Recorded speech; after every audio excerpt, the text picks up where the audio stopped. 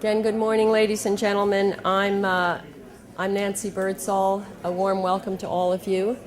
I'm the president of the Center for Global Development. We're very pleased to have all of you here. I know that for many of you, you're here because of Rio+20, and that is our point today.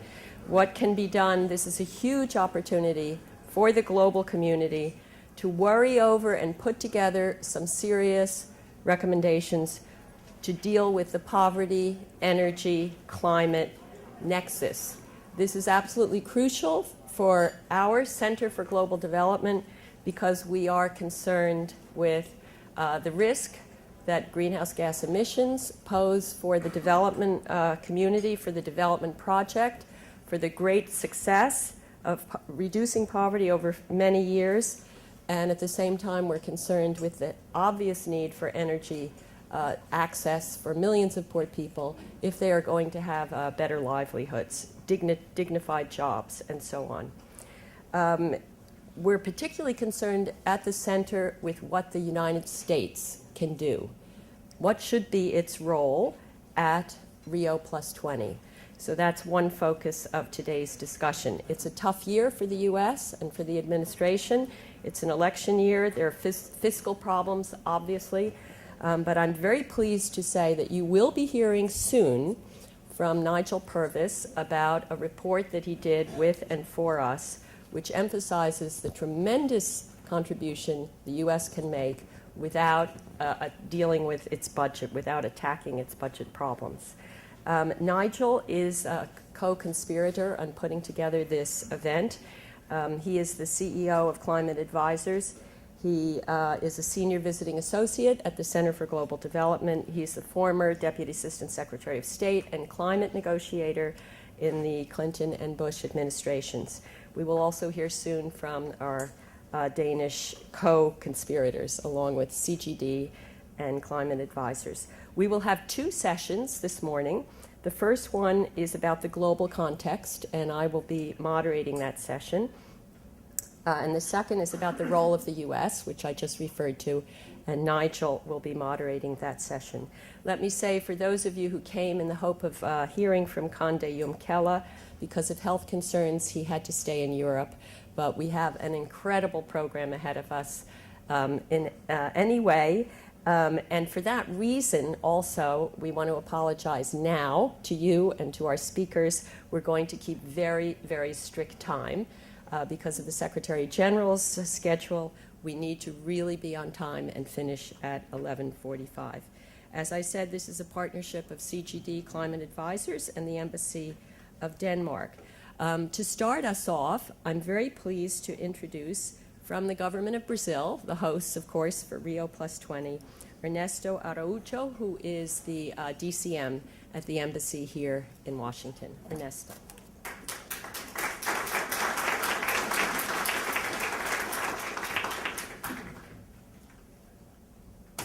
Good morning. I'd like to begin by thanking Nancy Birdsall, President of the Center for Global Development, as well as the Embassy of Denmark and Climate Advisors for the opportunity to say a few words in this event on such a crucial topic in the international agenda today. And we all, of course, look forward to the addresses by Secretary General, Minister Bach, and Ambassador Pascual, among other distinguished panelists. This event today touches upon two very important items in the world's, of course, but also Brazil's agenda, namely energy and sustainable development. Next June, Rio+20 will be the opportunity to take stock of the last 20 years of work on sustainable development and to shape the debates on that topic for the, hopefully, for the decades to come. We hope Rio can help develop new concepts and new guidance for our work. And among those subjects, of course, is energy. Brazil has been, over the last years, as you know, on the forefront of promoting sustainable development, sustainable energy and sustainable development initiatives. Biofuels is the most famous or most known initiative, of course, but Biofuels is not the end of the story. We have many have implemented many other initiatives, all of them leading to the concept that we need to address the energy issue from the point of view of social inclusion and economic growth. And Brazil's recent history has proved that we can address that without a conflict between growth on the one hand and sustainability on the other. We rather proved that you can have both at the same time, and that growth can lead to sustainability and vice versa. But for all those reasons, we're glad that such an important event is taking place today, and we are sure that the panels this morning will prove a very important contribution and input to Rio+20. Thank you.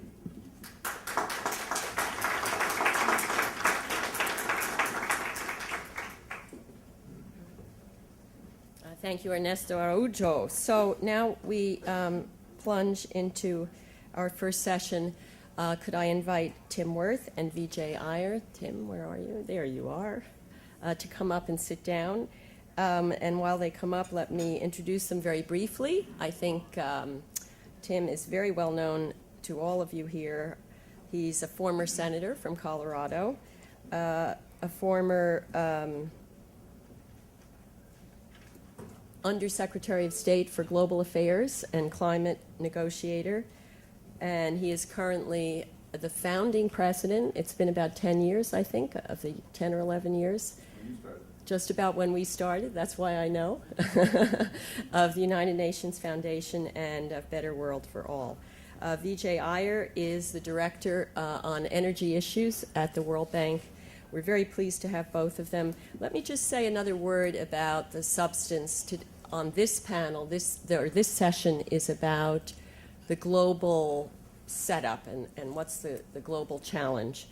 And as I said in my opening quick remarks, for us at the center, concerned primarily with the challenge of development, work that colleagues of mine have done over the last decade really has driven home for me the crisis that's out there because of climate change under business as usual. It does put at risk much of the progress that's been made in ensuring that people can escape poverty over the last decade. And part of the problem, of course, is that for the rich in the world, there's resources to adjust to the extreme weather shocks and other problems that climate change can bring. For the world's poor, that just isn't the same case. The welfare implications of climate change are tremendous for them. At the same time, there's no question from other work we have done at the center, and that so many others have done, many of you in the audience, that without access to energy, it is not possible for people to work themselves out of poverty. It's all about energy. If it's irrigation, it's the ability to irrigate your fields, whether it's the ability to work in a factory with a good job because power is accessible, whether it's the ability to have your children studying at night and on rainy days under a good roof at school. Energy is fundamental to the process of people, of development itself. So the problem, of course, is that if it's dirty energy, then they're fighting against each other in terms of reducing poverty. So that's the challenge that we face, and the one that we're about to hear more about, I hope, in terms of what it is and what to do about it. It's all about the efforts to end energy poverty that are, how can that be made compatible with reduced emissions and a climate-friendly world. So I think we're first going to hear from Tim. Tim, if you'd come up to the podium and tell us what you can about this dilemma.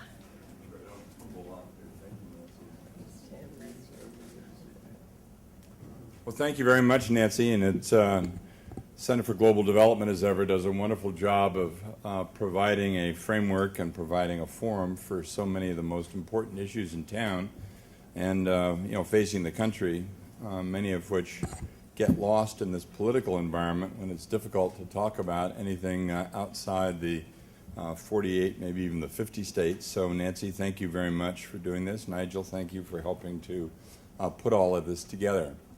Let me begin by saying that it's always surprising to me that talking about energy and the international system, energy and the UN, comes as a surprise to a lot of people, or as Nancy suggested, this really hasn't been done before. Now, how could one possibly think about development around the world without having, first of all, a pretty sharp focus on energy? Energy empowers, energy enables just about everything that we want to have done in the development process. And that's particularly confusing when you look at the UN system. The UN essentially does two things. One, the Blue Helmet Group and peacekeeping activities, and second, a commitment to development. Over the years, that commitment of development has included a great deal of education activity, health activities, human rights activities, empowerment of individuals, but energy had been, until very recently, totally left off the agenda. And one can say, why is that? Well, it was really the reason for two reasons. The United States has blocked, essentially, for 60 years, the United States has essentially blocked any activities by the UN, saying that's our sandbox, don't get involved in it, we'll control all of those issues, and they were aided by the Saudis and an alliance of others.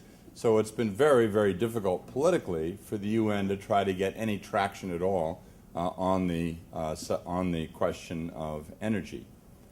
Kofi Annan, as the Secretary General, began for the first time to try to open a window on energy and did so at Rio+20 in Johannesburg a long time ago.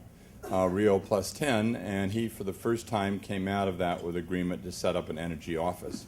But not much had happened with that until Ban Ki-moon came in. Surprisingly, Ban Ki-moon, coming out of a very hierarchical South Korean foreign ministry where people thought that he was really going to do traditional kind of diplomatic activities, Ban Ki-moon arrived at the UN with two very deep and surprising commitments. A very deep commitment to thinking and working on climate change and energy, and a very deep commitment to working on women's issues and how do you engage women much more actively in the international system.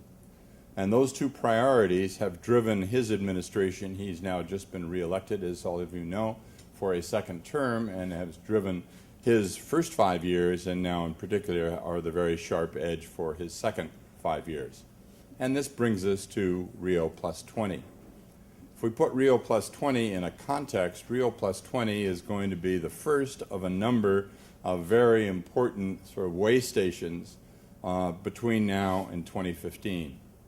And those way stations get us to the second phase of the Millennium Development Goals, a system of thinking about poverty and development around the world that is not something that most people in the United States know much about, but which have become guiding principles and frameworks for countries all over the world. 7 basic Millennium Development Goals focused on poverty, women, hunger, AIDS, and so on. There are 7 basic goals plus a number of sub-goals. Those were started by Kofi Annan in 2000. The first phase is over in 2015, and the second phase will kick in 2015. So what should be in that second phase? Many people have said that energy is the missing MDG. Energy was not included as a specific focus with a specific target in the original development of the Millennium Development Goals. And I think many, many people looking at Rio and looking at the work that the Secretary General has done are hoping that the second phase of the MDGs will include a very important framework for energy. So what should that framework be? The Secretary General Ban, over the last 5 years, using a number of outside task forces, using a very extensive analysis provided by McKinsey, which, by the way, has been extraordinarily helpful, providing a high-level task force and the commitments of hundreds and hundreds of companies, has developed a program for Sustainable Energy for All, or SEFA. Sustainable Energy for All has 3 basic goals to it that have been worked through, accepted broadly across the UN system. There was a UN declared last year to be the year of sustainable development. Sort of this is part of the building process across the international system. Sustainable energy for all includes three basic goals. One, access to sustainable energy for everybody in the world who wants it by the year 2030. There are currently 1.7 billion people who do not have any access to electricity, and 2.5 billion who have access to really basic fuels and non-modern energy sources. The second purpose of the CEFA program is to double the rate of efficiency around the world, and the third is to double the rate of the penetration of renewable energy around the world. Three basic goals, and those will be, we think, adopted, picked up, and become part of the program of action and one of the major outcomes of Rio, and that in turn will be translated into the discussions through the development of the MDGs. So it's a very, very important time in terms of the history of the UN, a very important time in terms of Ban Ki-moon's own administration, and a very important time for the world's development of its own development agenda, the second phase of the MDGs. Final point, this is not by itself a climate issue. Rio is not specifically about climate change, but obviously we can't deal with climate change unless we deal with a number of the building blocks along the way, and energy and dealing with energy and energy efficiency and renewables is a major building block toward an eventual climate agreement. So maybe that's a useful kind of outline, Nancy, for getting us going as to where all of this fits together and why this is important, where it came from, and then a beginning sense of a roadmap of where we go from here. Thank you very much. Thank you.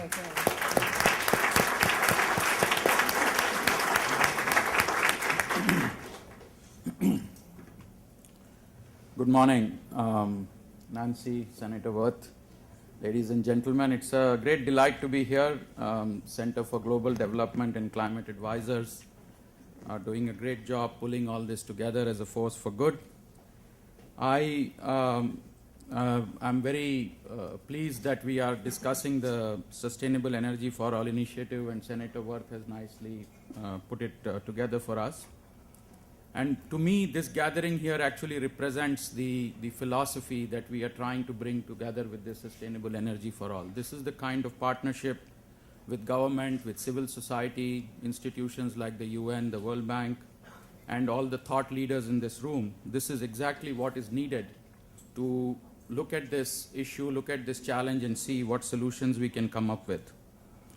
The World Bank has been associated with the Sustainable Energy for All from the days that Secretary General Kofi Annan started the UN Energy Initiative. We are one of the founding members of this initiative with the UN. And our President Bob Zoellick is very committed to this. We embrace this very strongly, and we are finding ways in which we can be contributing to the achievement of the goals. I just want to make 4 points in my opening remarks. What does it mean in terms of achieving access, achieving electrification for 1.3 billion people? And to start with that, if we look around the world, where are these 1.3 billion people located? You will see that most of them are in sub-Saharan Africa, about 580 million of them, South Asia 350 million, and East Asia and other parts of the world about 350 million. So this challenge of delivering universal access to electricity and clean cooking fuels is a simple goal, but it has several challenges built within it. So if we take the case of the United States, in the United States in the 1930s, most rural households did not have electricity.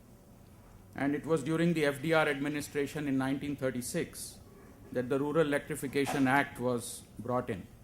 By 1953, 90% of US farms had electricity.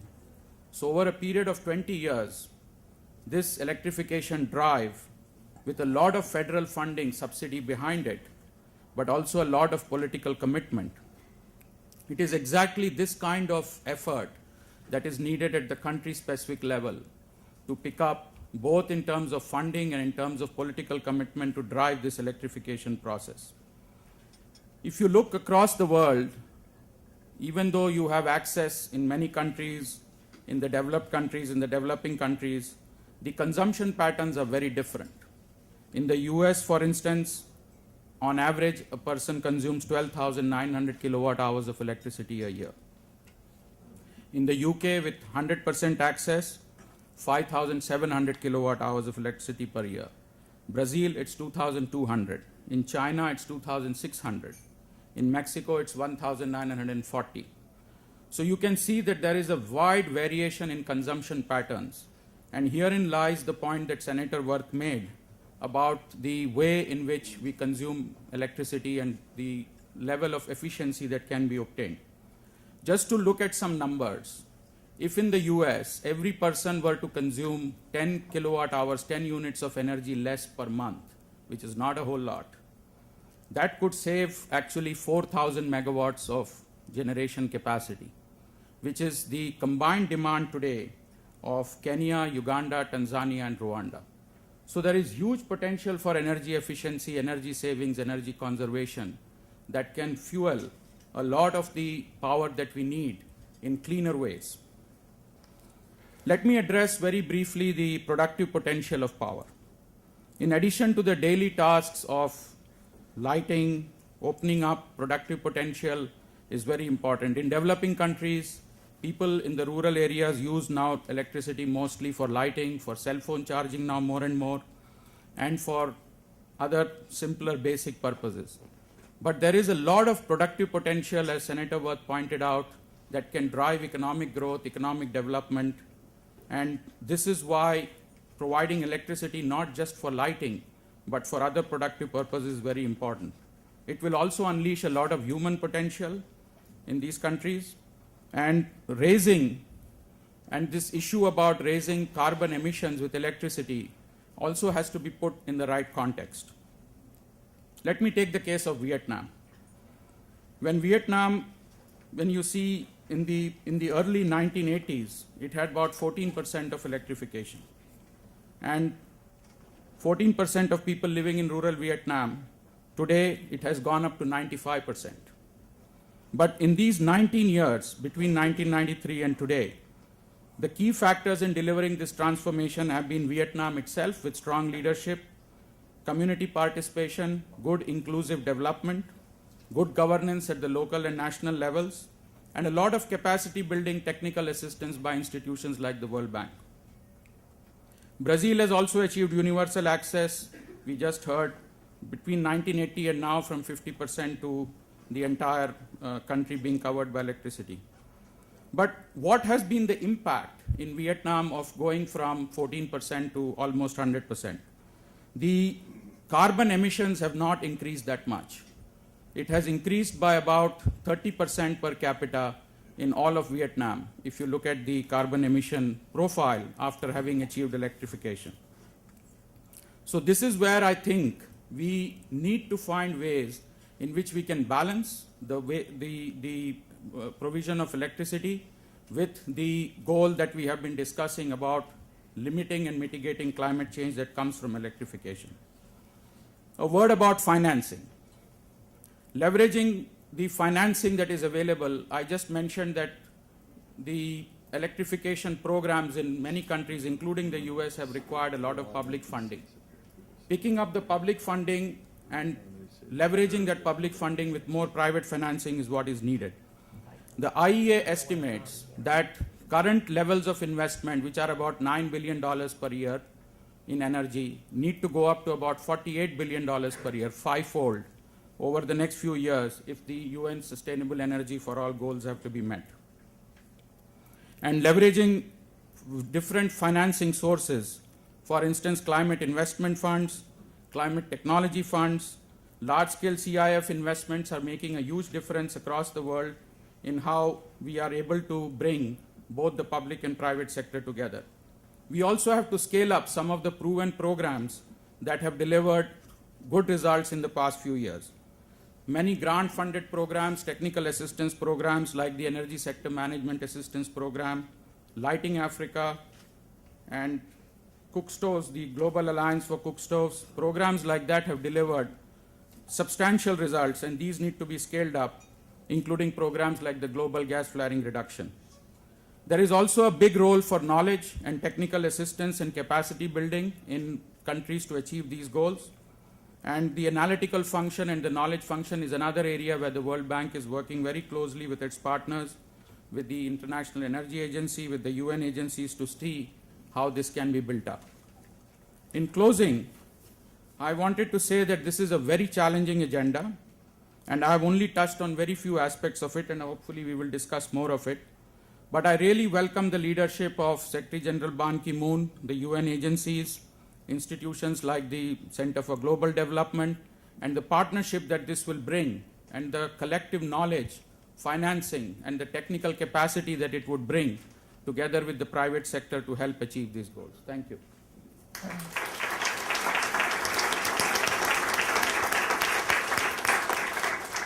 Well, thank you very much, Tim and Vijay. I think you got us off to a great start. Maybe I'll ask you each one question. Try to be short, and then we'll have time to collect short question some. or short answer? Both. Okay. We'll have time to collect some questions and comments from our participants. Some of you are standing in the back. Let me invite you to come up and take some of the seats here in the front, if you're willing and able. So, Tim, you really have been carrying the water for the Secretary General on this particular set of issues, as I understand it. Maybe you could share with us, it was very interesting to me to hear that the U.S. for many years was not endorsing United Nations taking leadership on the issue. You're not hearing me? No, I'm here. He's not hearing me. Are you hearing me? Mine's turned off, but apparently you can hear it too. It's okay. Tim, we can hear Tim so far. So could you say a little bit more about now, in the run-up to Rio+20, what countries have endorsed, pushed, joined in?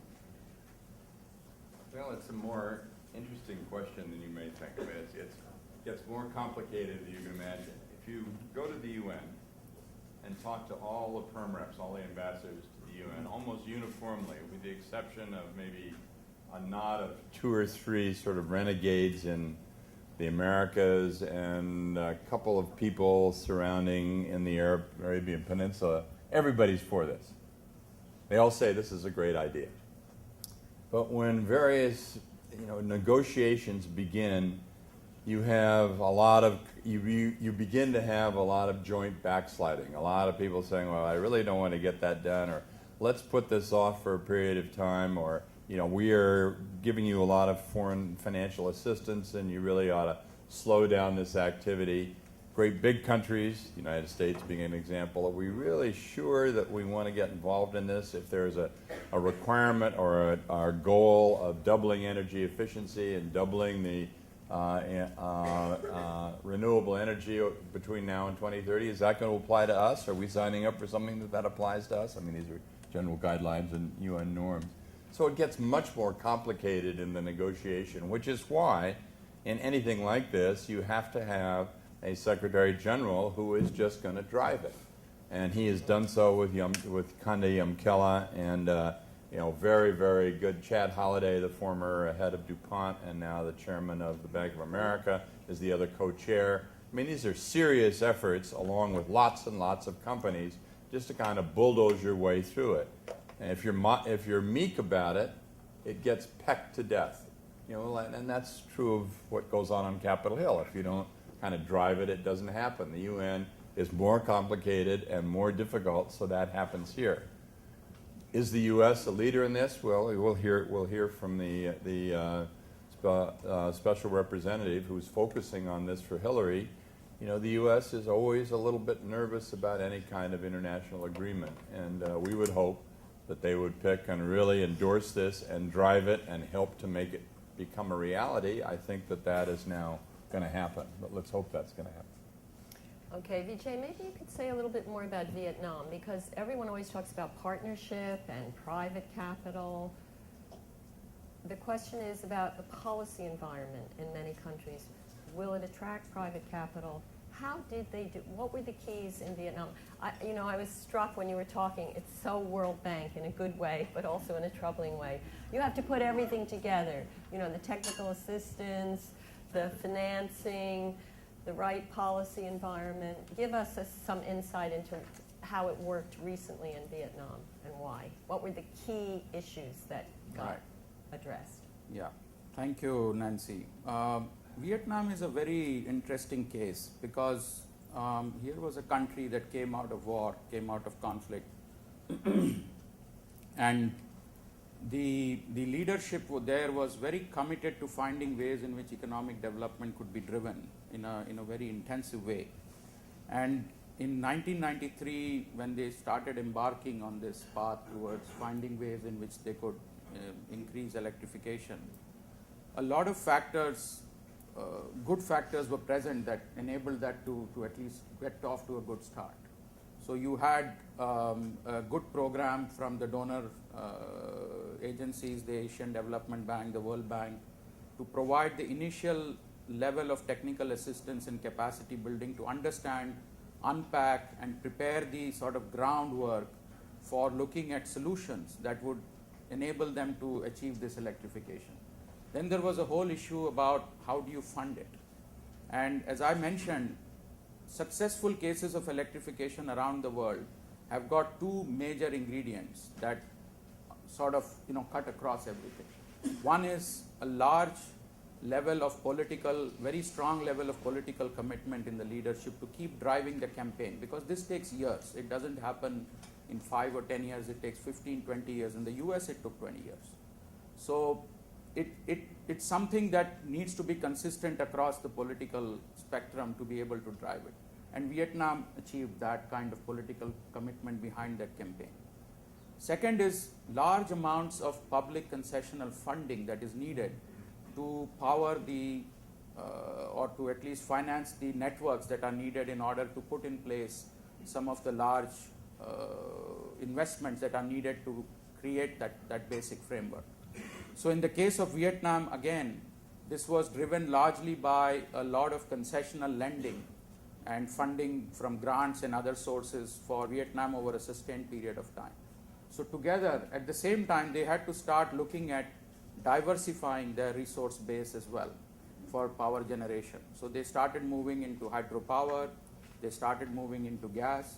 So today they have a much more balanced resource system for generating power than they had back in the 90s.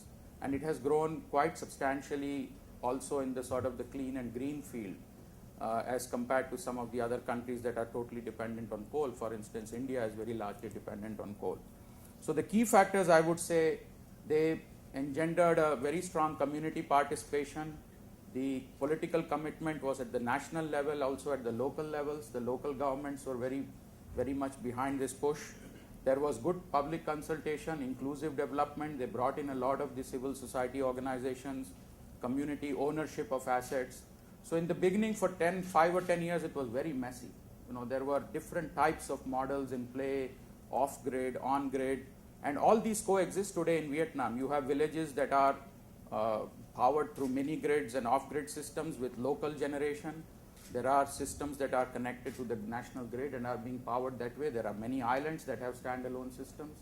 So what has emerged as an architecture is a very mixed kind of approach, but it has worked in its dimensions. But it was messy for 5 or 10 years till it got more systematic and started to produce results in a more sustainable Very way. interesting, and no problems with pricing, underpricing.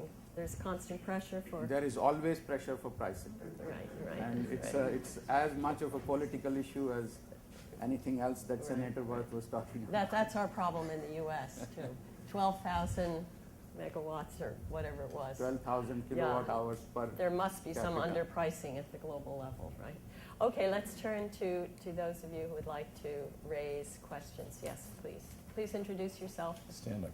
Stand up and introduce yourself. A mic will come to you. Good morning. My name is Mariko Schmitz. I work for JICA. I would like to know a little bit more about what you mean by sustainable, what you mean by access, and what you mean by all, particularly for practitioners. And furthermore, this idea of sustainable access for all, is this aspirational, or can we really achieve this by 2030? Thank you. Thank you. Okay, let's Do a few is that okay questions, with or you if we if you do several questions and then people have time? you each have time to do what you like. Yes, go ahead. Hi, my name is Diego de Leon. I'm a student from American University. And my question is very simple. What will happen to oil-dependent countries as their economy relies on oil, and that not always they have another alternative source of income, such as my own country, Mexico, or, well, it does have other alternatives, but that their economy heavily relies on oil? And is it really possible to break this energy monopoly from fuel-burning energy? Michelle? Hi, I'm Michelle DeNevers from the Center for Global Development. When I look at the UN goals, it says doubling renewable energy globally, which is currently like 3%, right? So we're going to go from 3% to 6%. Is that enough? Great question. One more. Let's go to Lisa, is it?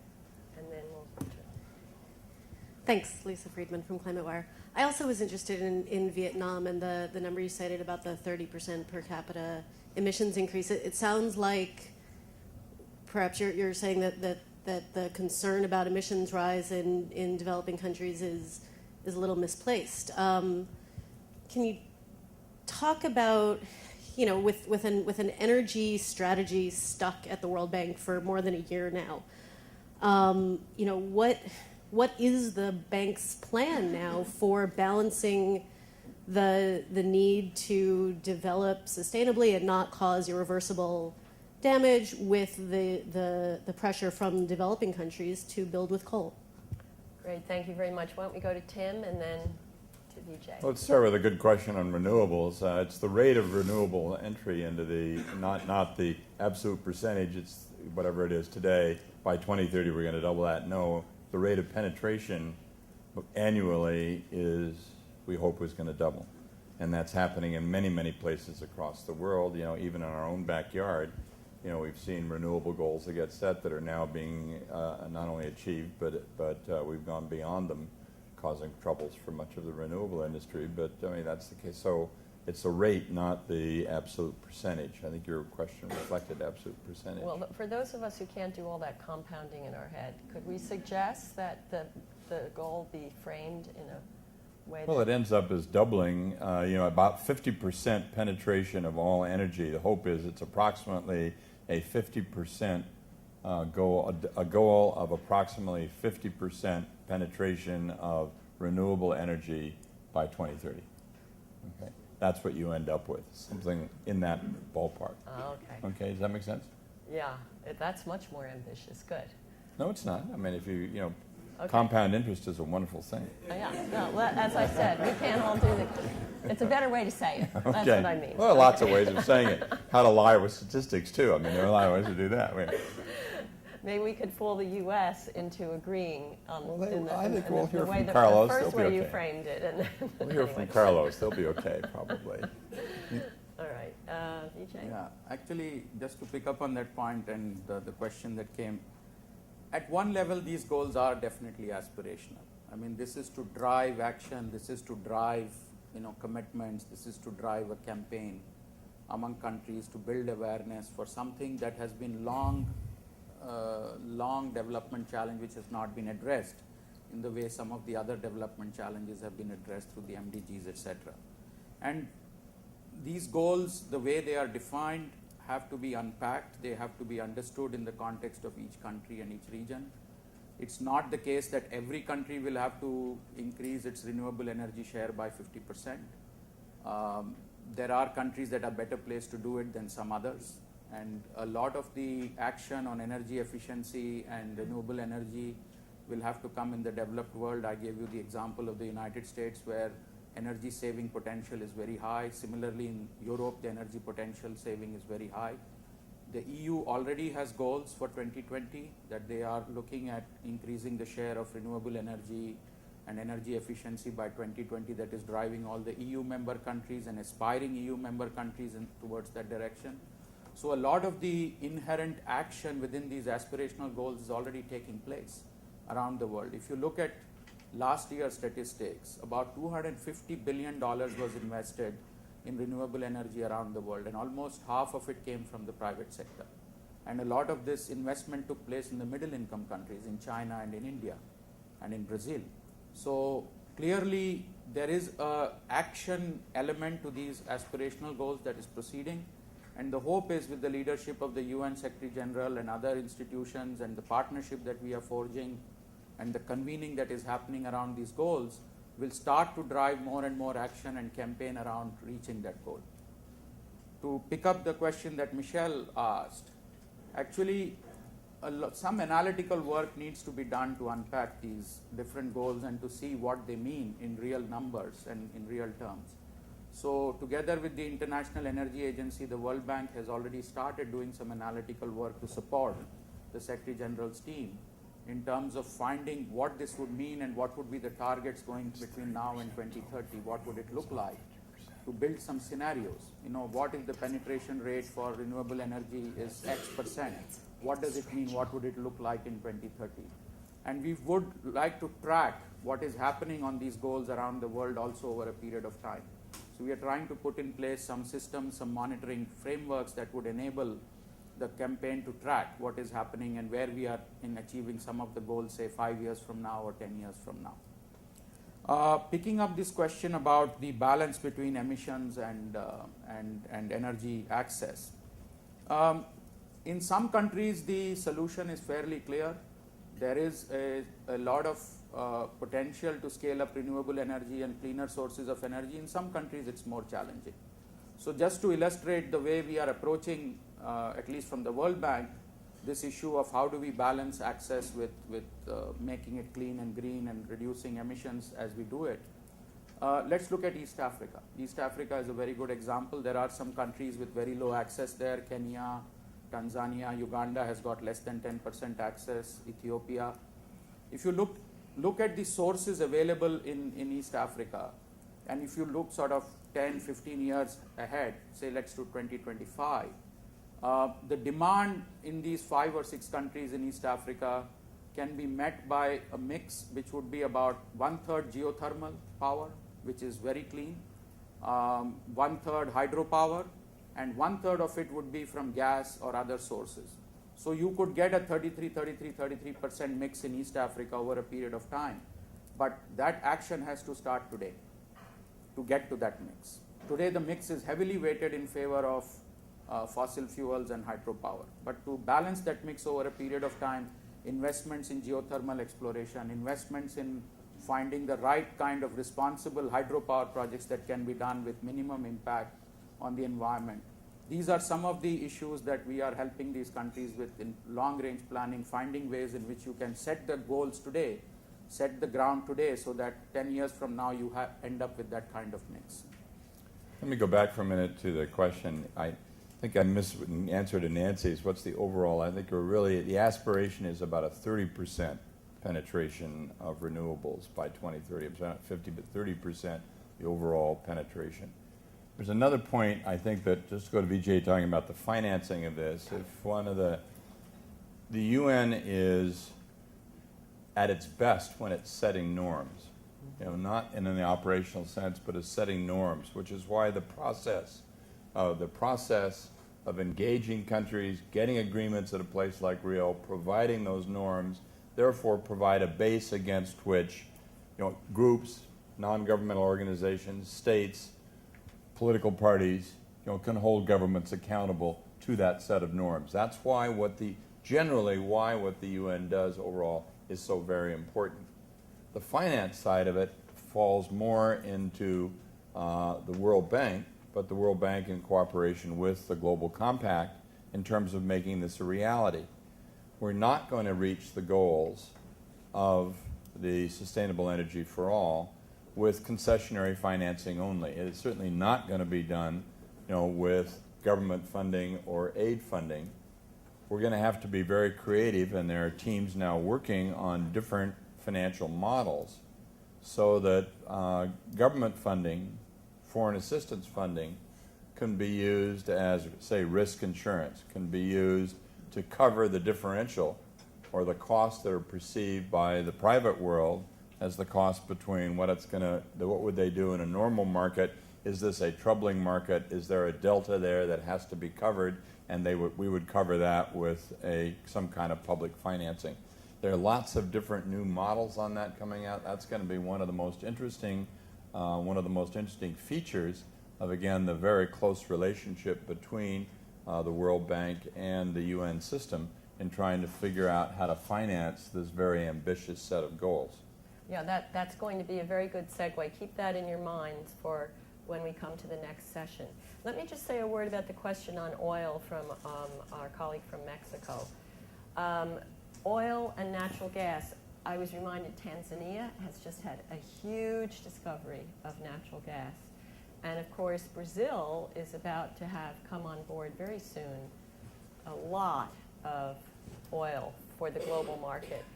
For development people, the challenge is how to manage these natural resources and to ensure that they are managed in a way that's closer to Norway, say, than to Angola, to Nigeria. So these natural resources at the domestic policy level can sometimes be as much as a curse as a blessing, depending on management. Mexico has done reasonably well. I do think there is a big question hanging out there, but hopefully it'll be answered in the next session or in the future about how all these new sources of old and somewhat dirtier energy, natural gas cleaner than oil, but still somewhat dirty, will they crowd out on the pricing side the willingness of the private capital to go into renewables? So that's just kind of hanging out there for. Well, it's a very, very good question. We find it in the United States. It's everywhere in the world with these significant discoveries of oil and natural gas and shale oil. And what we're seeing in the U.S. is having a really, battering the renewables industry, and it's going to happen in a lot of different places. But the world's energy balance has clearly changed in a very, very interesting way in a short period of time. And my guess is that a lot of the policy thinking hasn't caught up with that, or people haven't really become aware of how significantly different we are today than we were 3 years ago. Right, with the natural gas. Okay, let's have another round quickly. Please, yes, there. We only have this one. Oh, and yes, I remember you in the back. Okay, we'll be next. Yeah, thank you. Ed Barry with the Sustainable World Initiative. Food security is important. Energy security for all, ending poverty, building infrastructure for health, education, and good governance. That's all good. Those are all good things. Those are all things we want, but they all take natural resources. And I've just come from the Planet Under Pressure conference in London, where 3,000 scientists very clearly have said we're already overutilizing the Earth's resources and that we're exceeding planetary boundaries. So I would ask you, how do you deal with this conundrum between the desire by us all to develop and the fact that the planet has limited resources, and how would you expect Rio to deal with it? Thank you. Okay, that's a tough question. It goes to the heart. Yes, in the back. Ross, if you can zip back to the way back there. Thank you. I'm with Voice of America Television. I don't know if there is a study of the potentially next crisis to produce energy, which is water. So far, all our energy systems to produce energy consume massive amounts of water, and we are running out of water. Is there any study about the next crisis on water that will collapse the energy production? Okay, let's see. I saw some others. Thank you. Steve Mosley, UNA board and independent education consultant. Tim, I wonder if you talk so eloquently about hoping that one of the outcomes of Rio+20 is to really establish another Millennium Development Goal, if you will, around energy, which makes an eminent sense. There's a tendency in policy around development for pendulum swings. If you add something, you start dropping things. And we're just at the point where the post-2015 has an opportunity for many of the other MDGs to succeed. But there is a tendency to call for trade-offs. How do you get the energy behind the other Millennium Goals to ensure that this addition actually becomes a catalyst for something that drives all of them to succeed in education? We see this year the this administration, which is so supportive of girls and women, has proposed to drop by 50% the funding for the Millennium Development Goal on children's education as a trade-off for food security. Terrible trade-off. Could you talk about that trade-off dilemma in the post-Rio meeting? Thank you. Okay, I'm going to take one more and then give you the last word to address. Pardon me? They're all huge questions. They're all Great huge questions. I saw somebody. Sorry, who had? Yes, right. That's it. Yes. Sorry, can't do everything. Hi, Nina Gardner with Strategy International. I was wondering whether there's some discussion in Rio about revisiting the whole measuring of GDP and the whole goals of finding other indicators to measure progress. I worked on this at the OECD, which then became part of the CEN Stiglitz Commission. But I think it would be great if in Rio the governments would decide to adopt, or at least a timetable to get some key indicators to measure progress, so we get away from this GDP as the only indicator of economic development. Thank you. All right. Let's start with Nina's good question, because I think it goes back to the first question as well. You know, there's the door is opening in a very happy way, I think, on people thinking about what's the new economics. The current system isn't working for us. You know, we're undervaluing or devaluating the environment. The gap between rich and poor is growing. I mean, you know the whole litany, and this system just is not working. The UN just had a major conference last week on, sponsored by the government of Bhutan. You were probably there. Saying, what do we mean by a gross happiness index?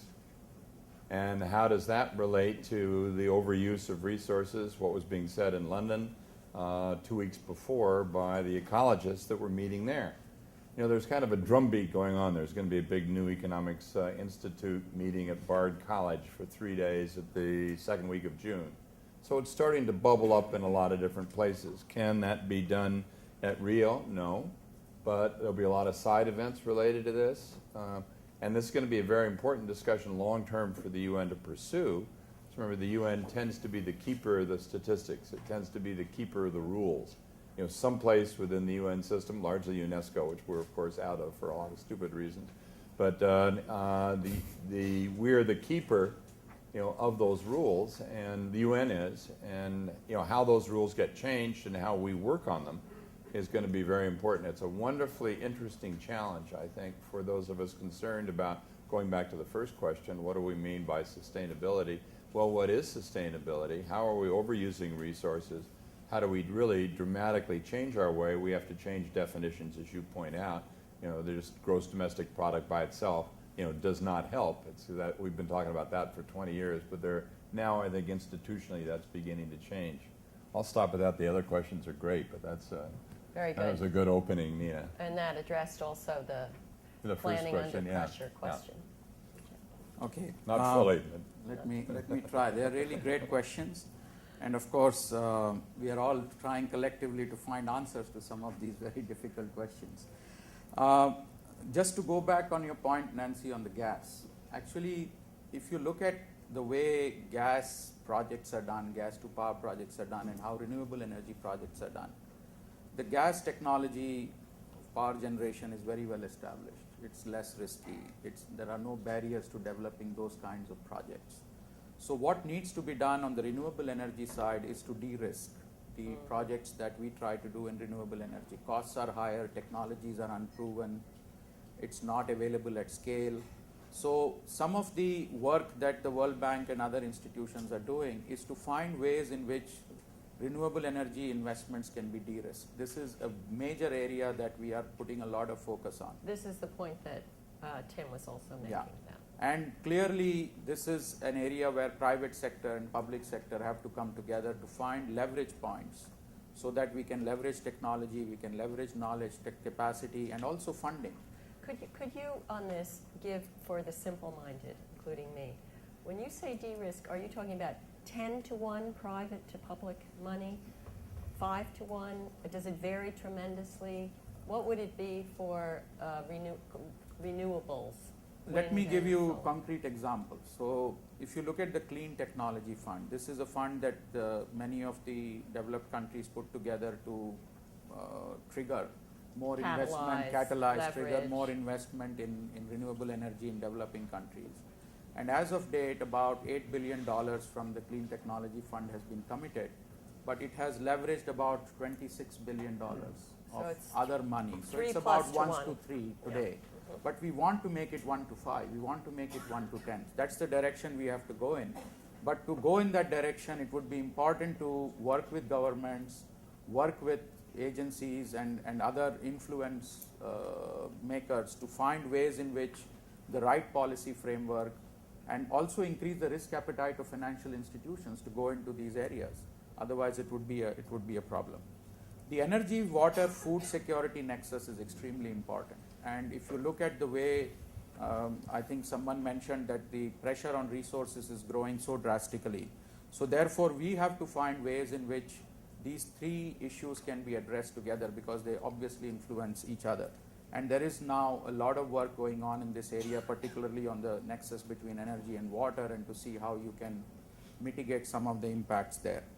The last point I wanted to make was about the natural resources, and Nancy, you made the point very well, that how do you go about creating the right frameworks for the transparency and governance of the resource industry. And a lot of new work is going on in this area with initiatives like the Extractive Industries Transparency Initiative, which we are all supporting in order to bring some responsibility around the exploitation of natural resources. But it's a very challenging area. Very challenging. Okay. Thank you so much, Tim and Vijay, and to all of you. Now I want to invite Nigel to come up and introduce the next session. At the Center for all of their work in preparing for today, and I especially want to thank Abigail Jones, my co-author on the report, and a colleague at Climate Advisors, for her many intellectual contributions to my thinking and to our joint writing in this area. Finally, I want to give a special thanks to our friends at the Embassy of Denmark here in Washington for their support for this work and for their leadership on development issues and climate issues more broadly, particularly in their new, very green government. Thank you. So we've just heard why ensuring sustainable energy for all is vitally important, and why people live longer, healthier, and more productive lives when they don't spend hours each day gathering fuel and breathing smoky air, and when they can read, study, and work even though it is dark. Lack of access to energy isn't the cause of poverty, but gaining energy access is vital to most solutions. Sustainable development, in other words, requires sustainable energy. Thank you. But securing progress on sustainable energy for all this year presents both opportunities and challenges. Once a decade, as they will this year, world leaders assemble at a global summit to promote the elusive goal of sustainable development, and based on the idea that economic growth, environmental protection, and social justice must proceed simultaneously.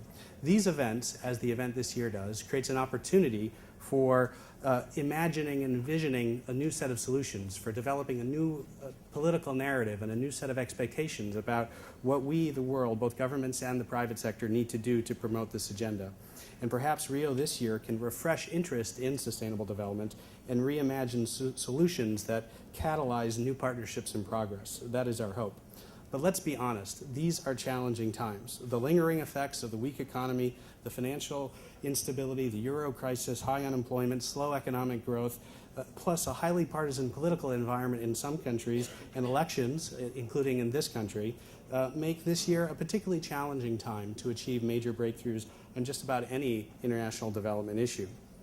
Little appetite exists in some donor nations, perhaps many donor nations, to ask taxpayers to fund a large-scale global effort. And at the same time, nations are struggling to make progress on climate change, with a new global agreement still years away and likely to be imperfect even when it is done. Despite these challenges, the idea of achieving sustainable energy for all is managing to inspire people in both developed and developing countries, bringing them together. Developing nations are gaining interest in renewable energy and energy efficiency as strategies for development, not just as climate solutions. And in the developed world, the success of merging the climate and the development goals together through this concept is generating new interest and new political running room for action. In short, The political narrative on sustainable energy for all has the potential to refresh the international development and climate and energy debates in exciting new ways. And even though Rio itself may not be this year what Rio was 20 years ago, this issue at this moment offers a tremendous opportunity for progress. While the possibility created by this new framing and by the Rio Summit itself are exciting, the incremental cost of delivering sustainable energy for all is not small. The International Energy Agency estimates that it could be around $48 billion a year when compared to today's efforts of about $9 billion a year. While many new technologies now exist and good work is underway, including at the World Bank, as we just heard, many barriers and financial obstacles exist to getting to this scale. In this age of financial turmoil and austerity, and in this partisan election season, what can be done and what can the United States specifically offer? The goal of our second session today is to simulate discussion on this question. The CGD report released today that is available outside provides some initial policy recommendations in this regard. To frame our discussion before I introduce our speakers and discussants for this topic, let me just briefly run through our 4 principal recommendations. The thesis of the report is that the key contribution the United States can make to help close is by helping to close the financing gap, but not primarily through new foreign aid, for which there would be little political appetite, but rather by demonstrating ways to marshal private capital. American policymakers need to see the 2.7 billion people without access to modern energy as potential customers for U.S. companies.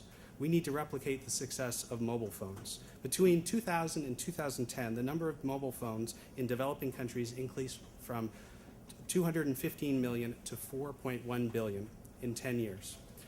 Even war-torn Afghanistan has more than one mobile phone per household.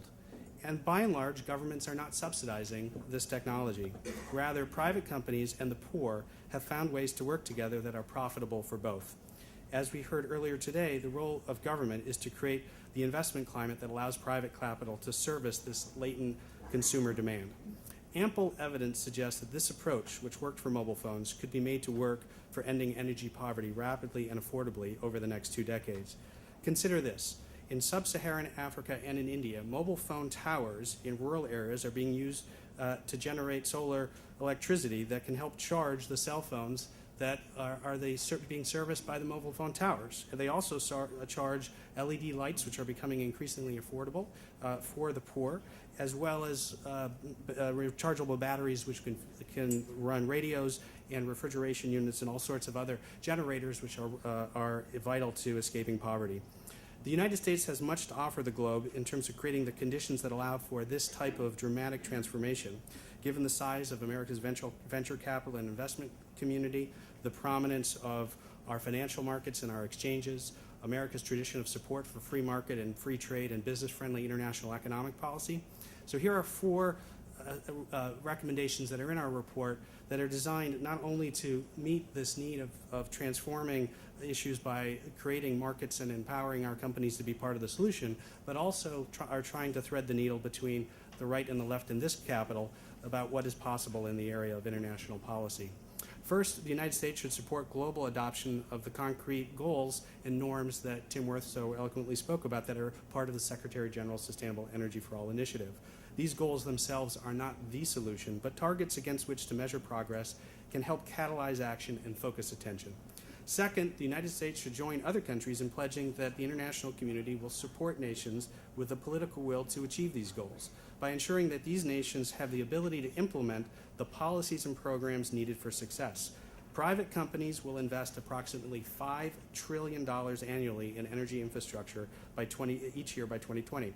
Compared to that, the amount funds needed to ensure that energy decisions work for the poor and for the climate are modest, only about 1% of that total amount. Expanding sustainable energy access is within reach if nations use public policies to create the right investment environment that changes the incentives and the decisions of private investors. The United States must help ensure that nations that are willing to take these steps to put the right policies in place have, and many of which have political challenges because they involve things like energy pricing, have the support of the international community and technical assistance to identify, adapt, and implement proven best practice global energy policies. Third, the United States should announce at Rio+20 its commitment to work with other nations to develop a new deal flow generator. This is a phrase that we came up with that is meant to reflect a mechanism that is within an existing international institution probably, but that would connect long-term investors with sustainable energy for all investment opportunities, a portfolio of projects in key countries. According to the IMF, long-term investors in the private sector hold $60 trillion in assets, and banks, commercial banks, hold another $72 trillion in assets. Many of these private investors, including pension and sovereign wealth funds, are eager to invest in sustainable energy solutions. What's missing is not money or funds, but rather an abundance of investment-grade opportunities, a new deal flow mechanism that's designed to pool together smaller projects to make them larger scale, more liquid, to manage risk, would do a lot to marry the capital that is available in the world that is looking for a home on the issue of sustainable energy with projects and people in the developing world. Finally, the U.S. government should act swiftly to ensure that U.S. companies have every opportunity to compete to access and profit from these untapped energy markets in developing countries. The business-oriented foreign investment agencies to the United States, including the Overseas Private Investment Corporation and the Export-Import Bank, should be given a new set of tools for the 21st century on energy, including the ability to take equity stakes in profitable projects, the capacity to work more closely with their counterparts in other donor countries, and the ability to incubate new business ideas to get them to market. Like other OPEC and XIM services, these costs of these actions could be supported by fees in a way that actually making money for U.S. taxpayers. While low cost and in some cases revenue generating, these self-interested, growth-oriented ideas taken together would require significant but a manageable increase in U.S. foreign assistance. Today, such assistance represents about 2% of foreign aid, which of course is less than 1% of the federal budget.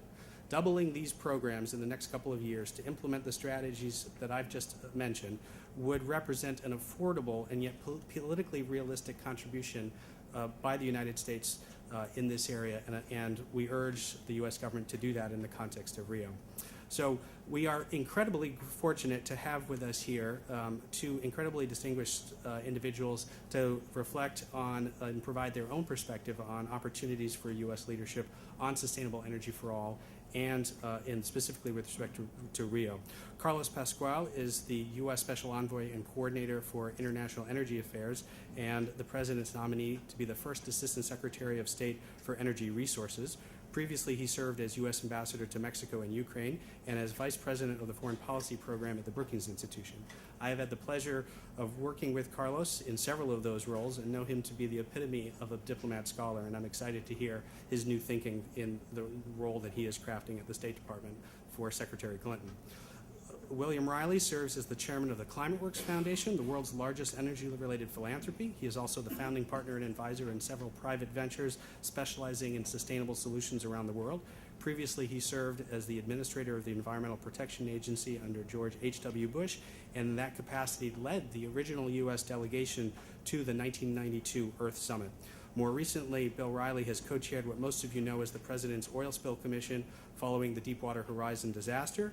As his record in distinguished public service demonstrates, Bill Riley is among the most respected thought leaders in the energy and environment space. So Carlos and Bill, please join me on the stage.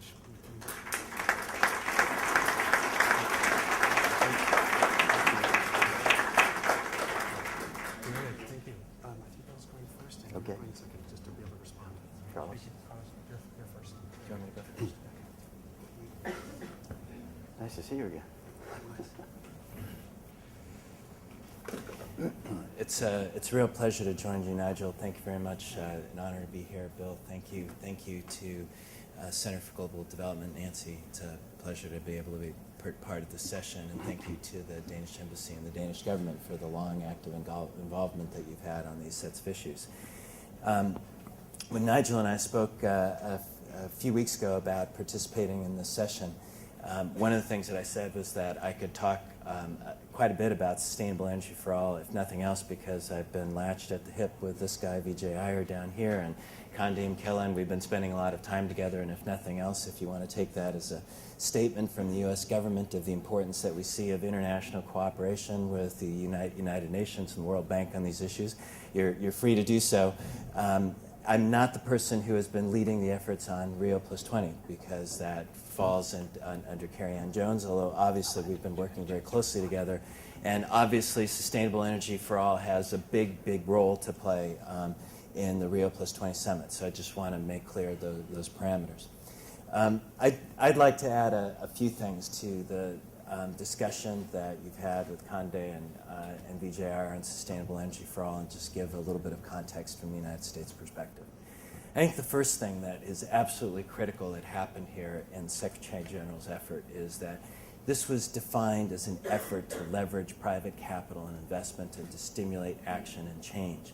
It was not defined as a development assistance problem. And the reason that's absolutely critical is you go back to the figures that Nigel was just using. $48 billion a year in investment every year through 2030 in order to be able to achieve universal energy access. If you define that as a development aid problem from the outset, you have failed. If you define it as a strategy to be able to leverage and create the conditions for private investment to make it possible to extend energy access to markets where it has not gone in the past, then you can succeed. Whether the figure is 1% or 3%, we can debate that, but that $48 billion represents somewhere around, I would say, 3% of the total private investment that goes into energy infrastructure on an annualized basis. So the challenge that we have here is not to say, wow, we need $48 billion a year and that's an absolutely insurmountable sum. The challenge is how do you create and change the incentive structures so that you get more of that capital that would have been otherwise going to different types of projects, being able to make the decision that the risk and the returns are sufficiently good and sufficiently dependable that you're willing to make the investments in these kinds of sectors. And that, in my mind, is what Sustainable Energy for All is about. How do you bring together governments, donors, the international community, the host governments that are involved, the private sector, banks, pension funds, hedge funds, civil society, the kinds of organizations that can continue to be the monitoring groups behind this? How do we bring them together in order to create this value proposition? In the past, there have been efforts at coordination to try to achieve greater investment in energy access. But the issue that we have often found, and this was fascinating in some of the discussions that we had in the context of the UN, and I should, seeing Tim Worth here in front, Tim, UN Foundation, Reed, you guys have been absolutely fantastic in providing substantive, not just the financial support, but the substantive support that has been so necessary in this effort. One of the things that came out of this discussion was that when we had a dialogue with the private sector and we started talking about issues like commitments, the private sector turned off because from their perspective was you guys are talking about charity and you're talking about the corporate social responsibility account. And what we said is no, we don't want to go to the corporate social responsibility people.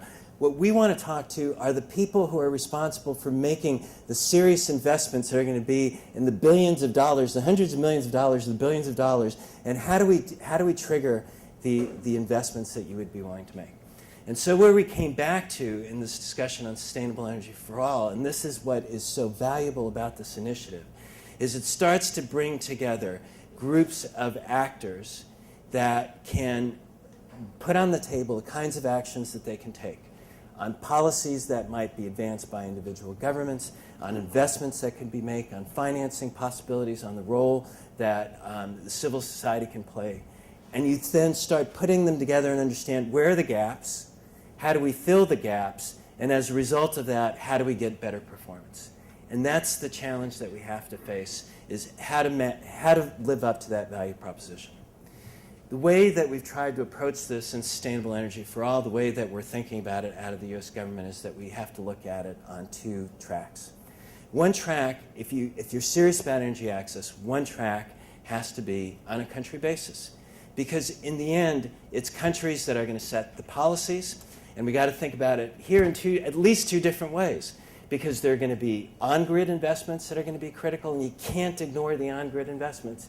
And there are going to be off-grid investments that are going to be critical. And what is the policy environment around those? What are the possibilities to invest? What kind of financial instruments do you need? What kind of financial institutions? What kinds of businesses and what kind of civic groups can support that? And how do we build that around individual countries? And so what we're trying to work toward at Rio is a situation where it's not the UN or any other organization coming out and saying this is what sustainable energy is about, but some of the countries that want to be the leaders in this initiative are coming out and saying, hey, I'm going to say this country because I'm pretty sure they're going to be out there in front. Ghana. These are the actions that we're going to be taking in Ghana. This is how we're bringing together private sector, civil society, our policy, and how do we join it together more effectively? And will you come in and be a partner with us as we take this on further? And then the other side of this is what we do on a sectoral basis. And here I would just, did you talk about the global gas flaring reduction initiative? Oh, great. Last time we gave a talk together, I talked about it and precluded him from saying something about his own initiative. So,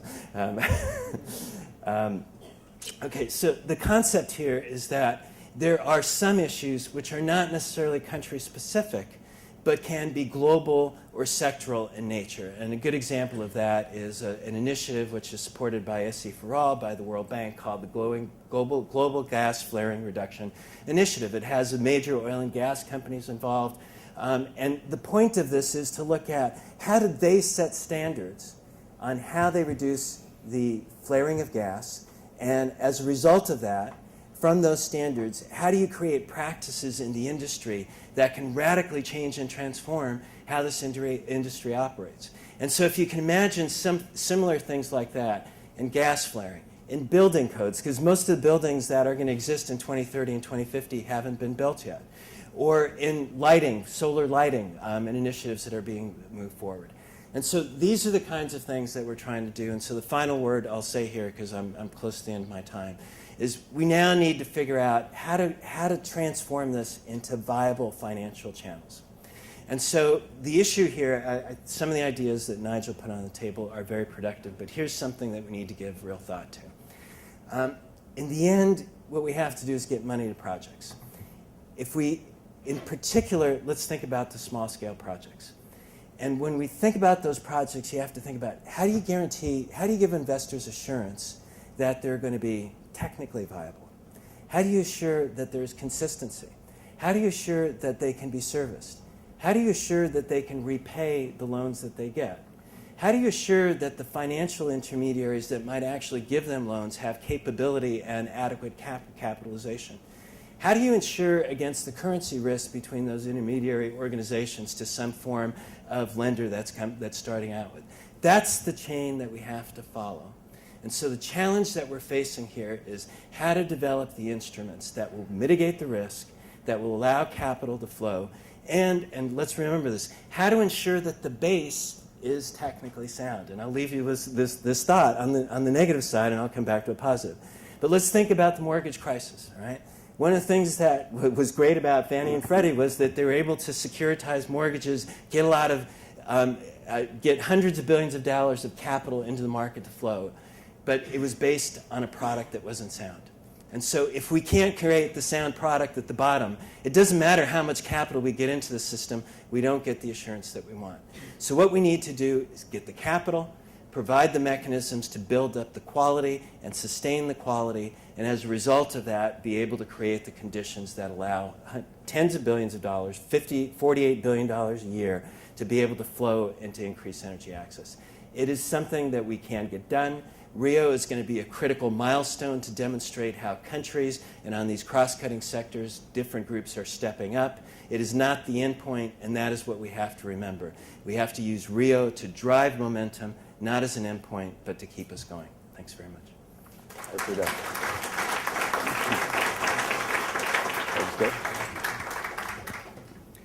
Good morning.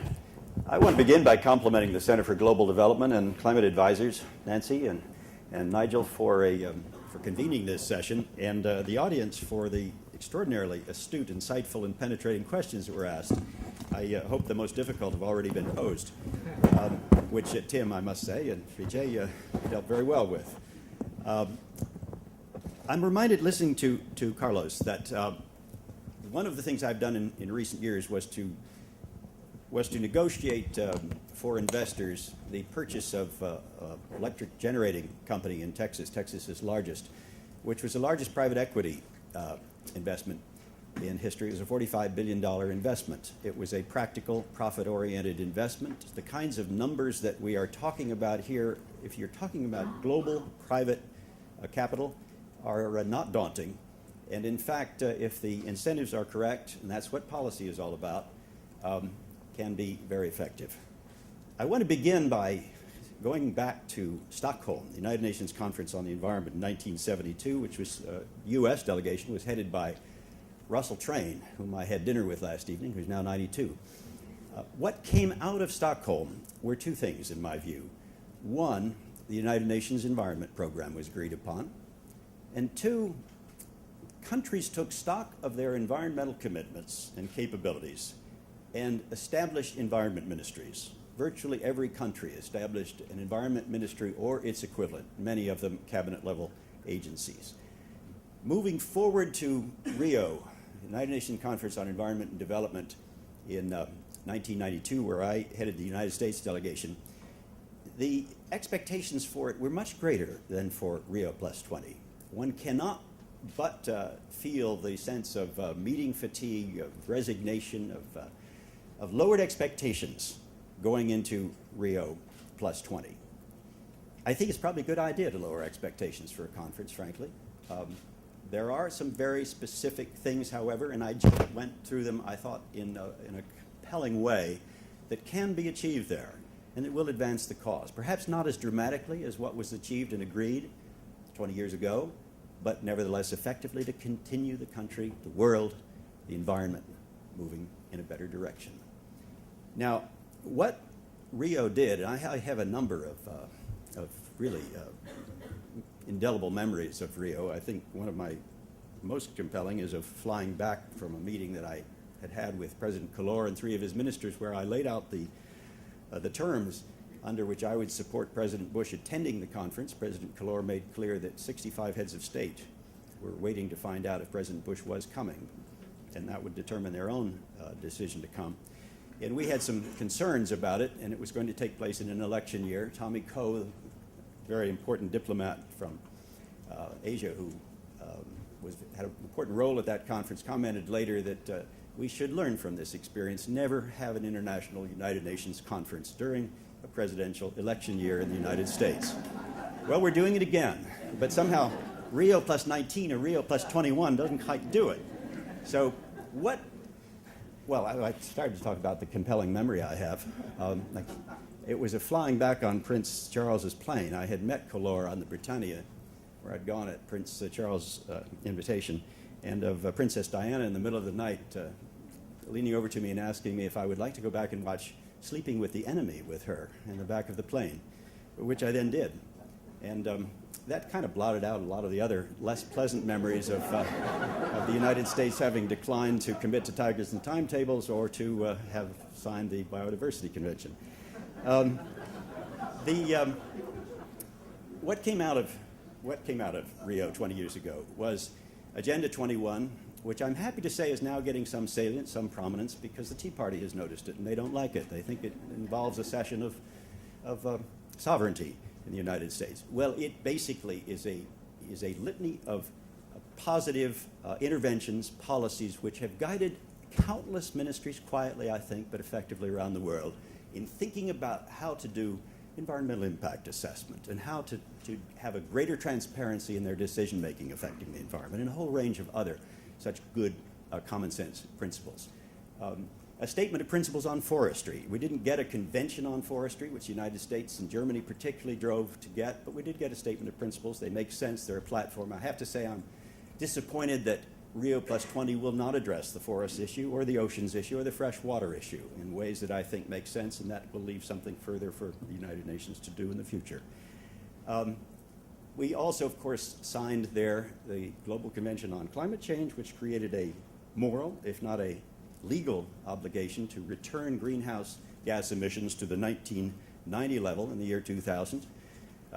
Notably, a number of countries having made very strong commitments at the time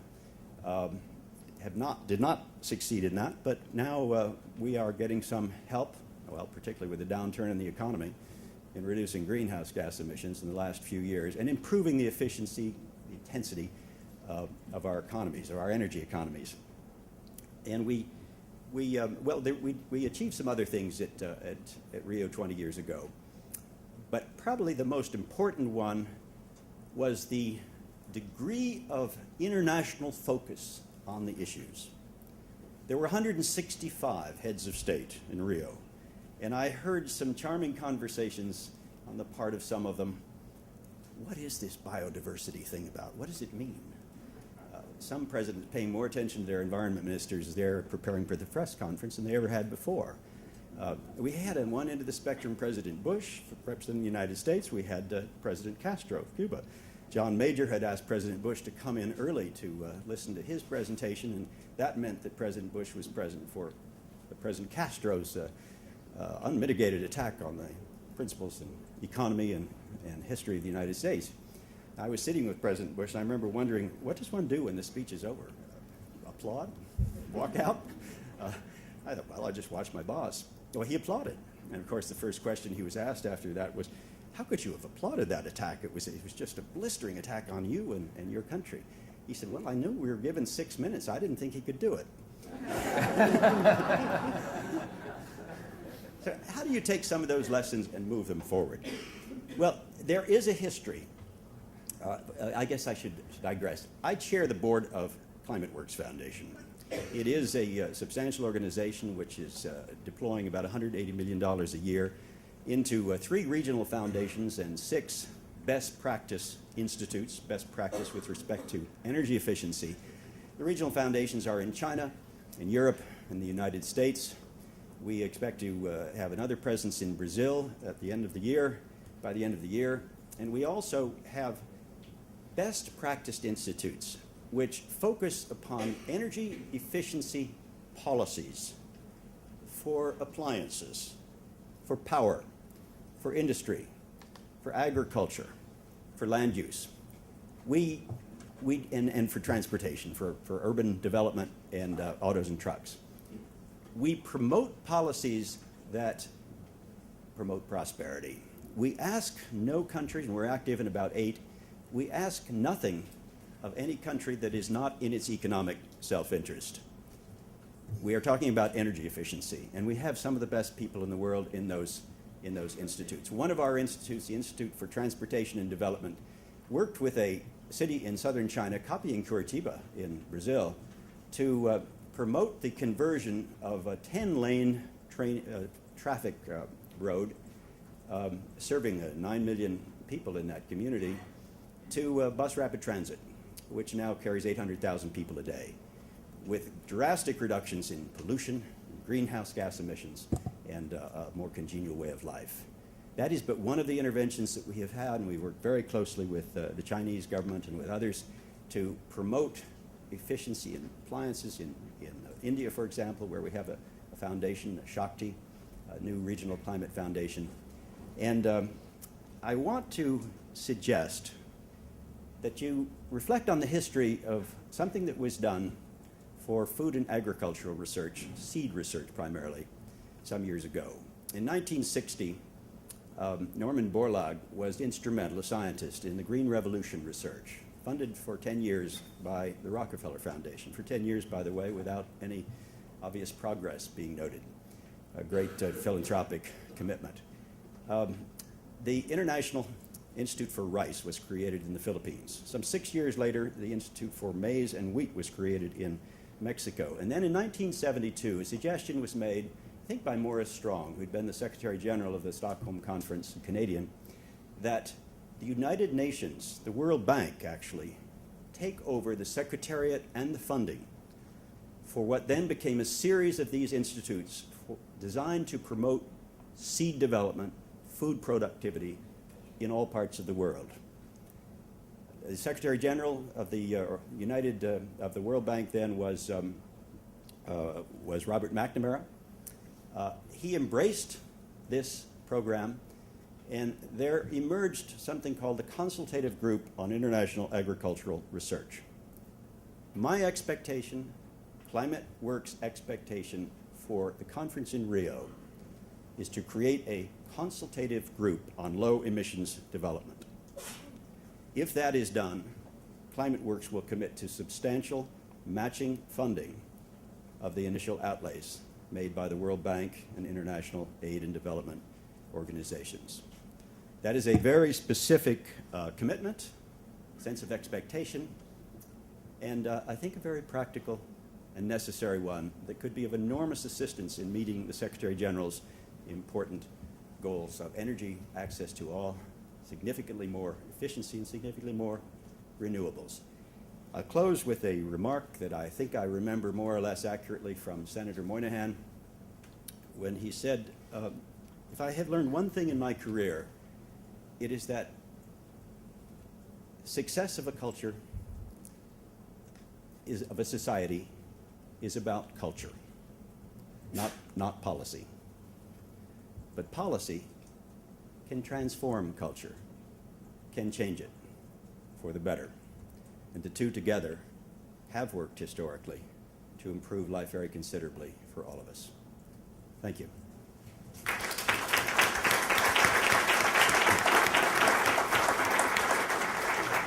Wonderful. Well, thank you very much, Bill and Carlos, for those great remarks. And we now have about 15-20 minutes to hear from the audience. There is a microphone in the back. I'd like to ask that you raise your hand, and then when the mic comes to you, you identify yourself for the benefit of our audience. So we have a first question over here.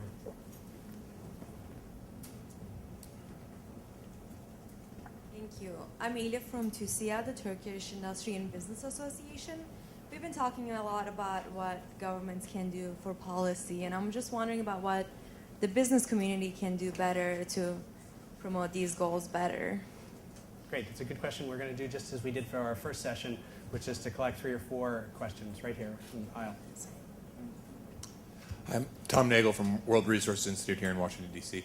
My question returns to some of the comments that Mr. Pasquale made earlier on the role of small projects in providing energy access in particular.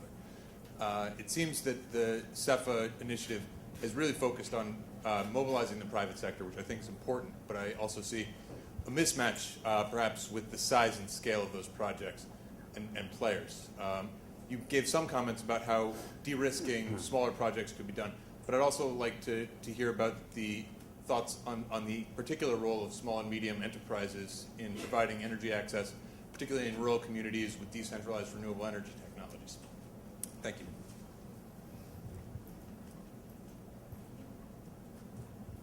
Thanks, Lisa Friedman again from ClimateWire. It was interesting to hear the specific commitment from ClimateWorks.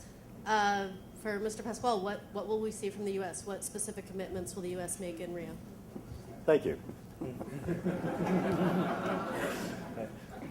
Let's take a couple more questions while Carlos thinks about that. And as he said, in fairness to him, he is leading the energy issue and not coordinating all of the government's work on Rio. So we have to have realistic expectations about what he can say. Okay, a couple of other questions right here.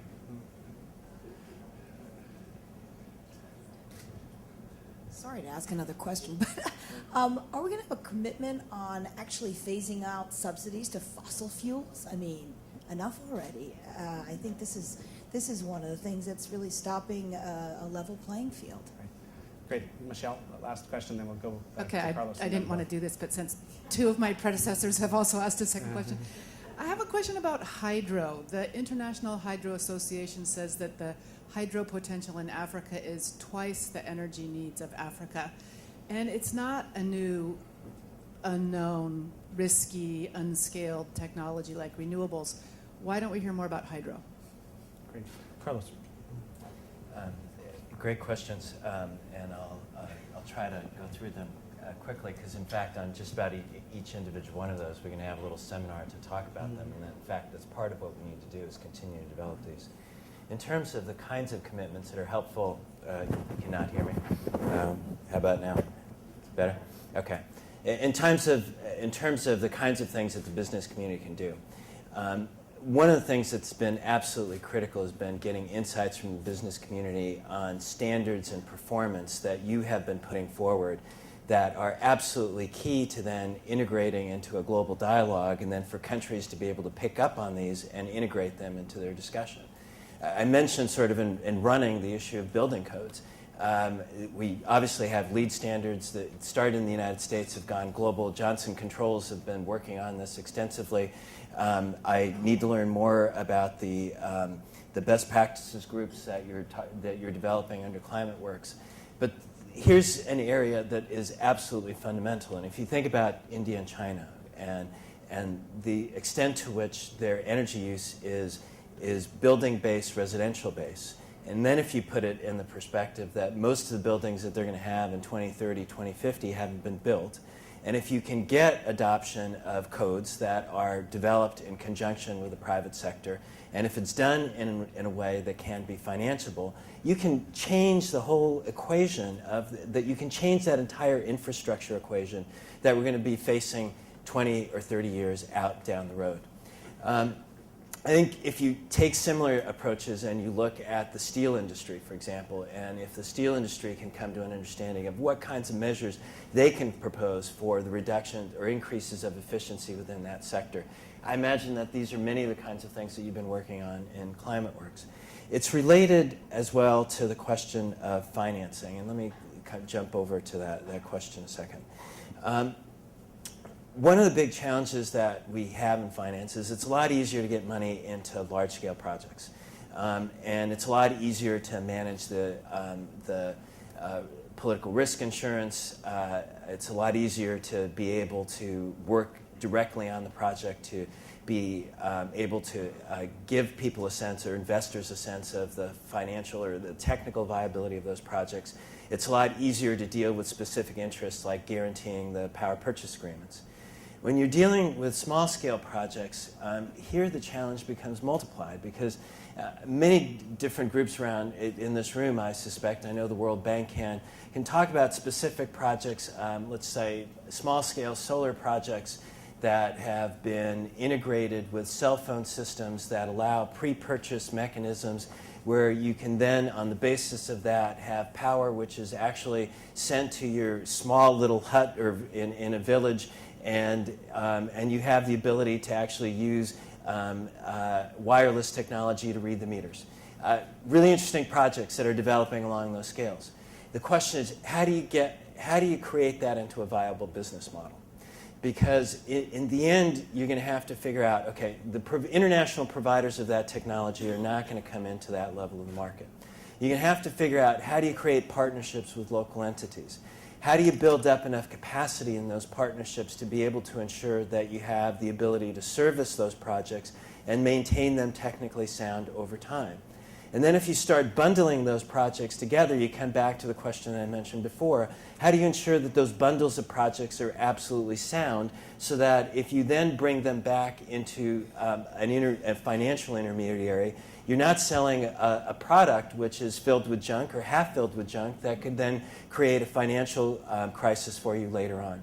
And so one of the challenges that we're trying to work through is how do you work back through the system and take the kinds of financial instruments that may exist in technical assistance on the projects to be able to ensure technical feasibility.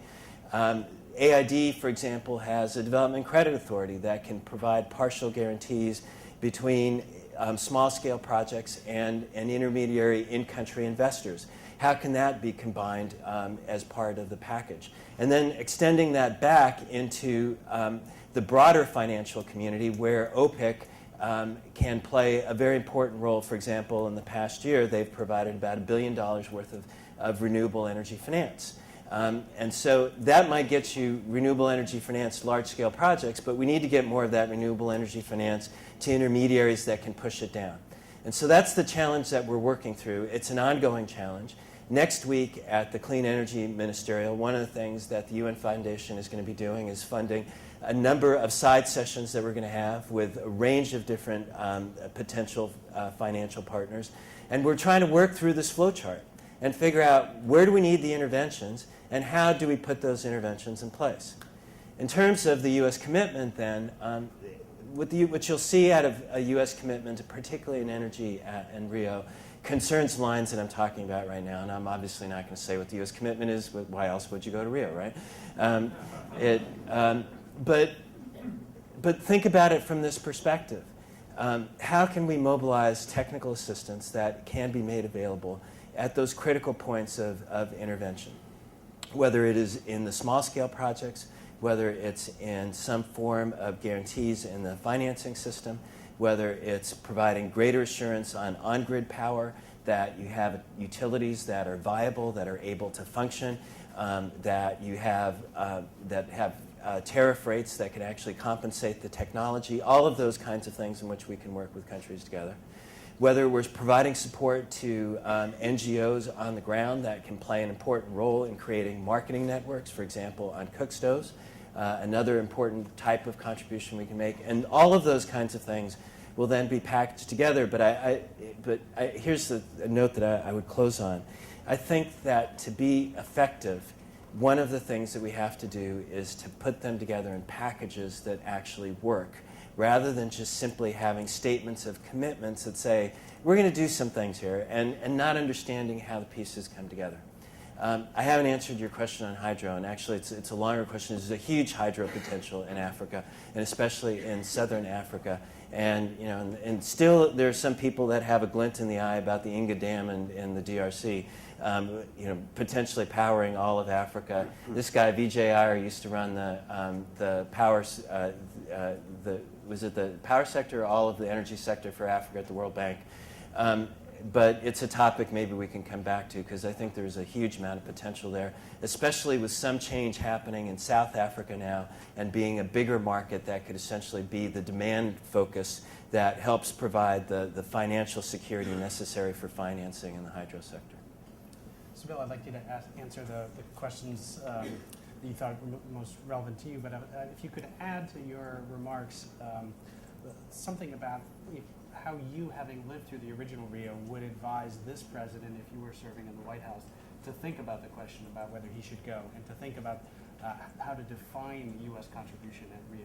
You have a special window into that decision-making process, and I think the audience would benefit a lot from your analysis of how that decision would be viewed by the White House. Well, there's no question that if the president decides to go to Rio, he will be attacked for ignoring the problem of jobs at home in order to engage in an international talk fest, which is not likely to produce concrete achievements that he can campaign on in the near term. That's the way it was phrased and posed to First President Bush, and it will be no doubt posed to President Obama. And there's a lot of truth in that because it will become an issue in the campaign, I'm quite sure, if he goes. A lot of people would be disappointed if he doesn't go. I remember President Collor said to me, it is absolutely vital to the success of the conference and to Brazilian-United States relations that President Bush come. And he said, and I promise we will do everything to not embarrass the president, to make this work, recognizing that he is in the middle of a campaign. He's going to have to sort those things out. He's got a constituency that I think will very much want him to go to Rio and want him to continue to play a role, a significant role, as he did at Copenhagen, on the world stage where environmental policies and priorities are discussed and furthered. On the question, coming back to the business question, what can businesses do? And I'm reminded of a conversation I once had with the president of Mexico about their intervention in the then GATT, now the World Trade Organization, to try to prohibit the U.S., which was trying to basically ban tuna for sale in the United States if it was not dolphin safe, because of the way in which it was the tuna were set upon following dolphin.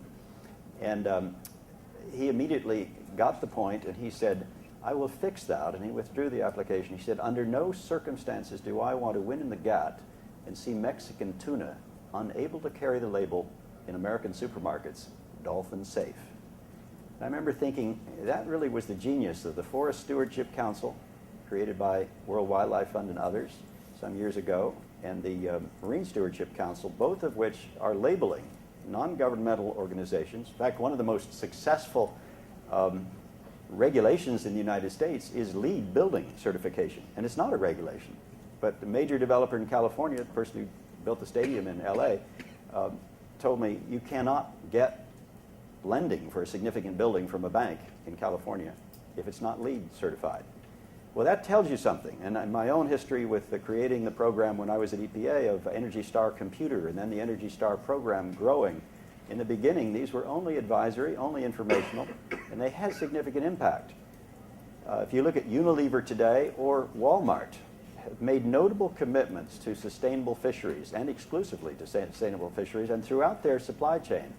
President of Walmart said very clearly, the CEO of Walmart, we took stock of world fisheries and concluded that if something's not done, there are important species that we will not be selling in 5 years that we now sell profitably because there just won't be enough.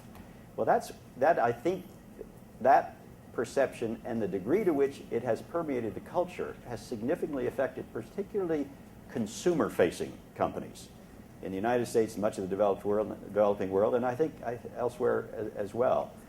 That is beginning to transform business culture, and it's having, I think, an appreciable effect on sustainable purchases of sustainable products, on organic harvesting techniques, non-chemical techniques, and the like. Terrific. We just have a couple of minutes before we begin our keynote addresses. I'd like to take just 2 more questions from the audience and give our speakers one final chance to offer their closing remarks. In the back here. Hello, my name is Kathleen. I'm from Dahlberg Global Development Advisors. I've heard a lot of emphasis from both of you speakers about the multi-billion-dollar commitment that will be required from the private sector in order to fund sustainable energy access for all. But there seems to be a difference of emphasis that the two of you are talking about between funding that will go to research and funding that will go to rollout of these initiatives. So I guess I'd be interested to hear you talk a little more about what the appropriate balance is for researching new technologies, but also expanding the delivery of existing solutions. Great. Then our final question, the gentleman right here.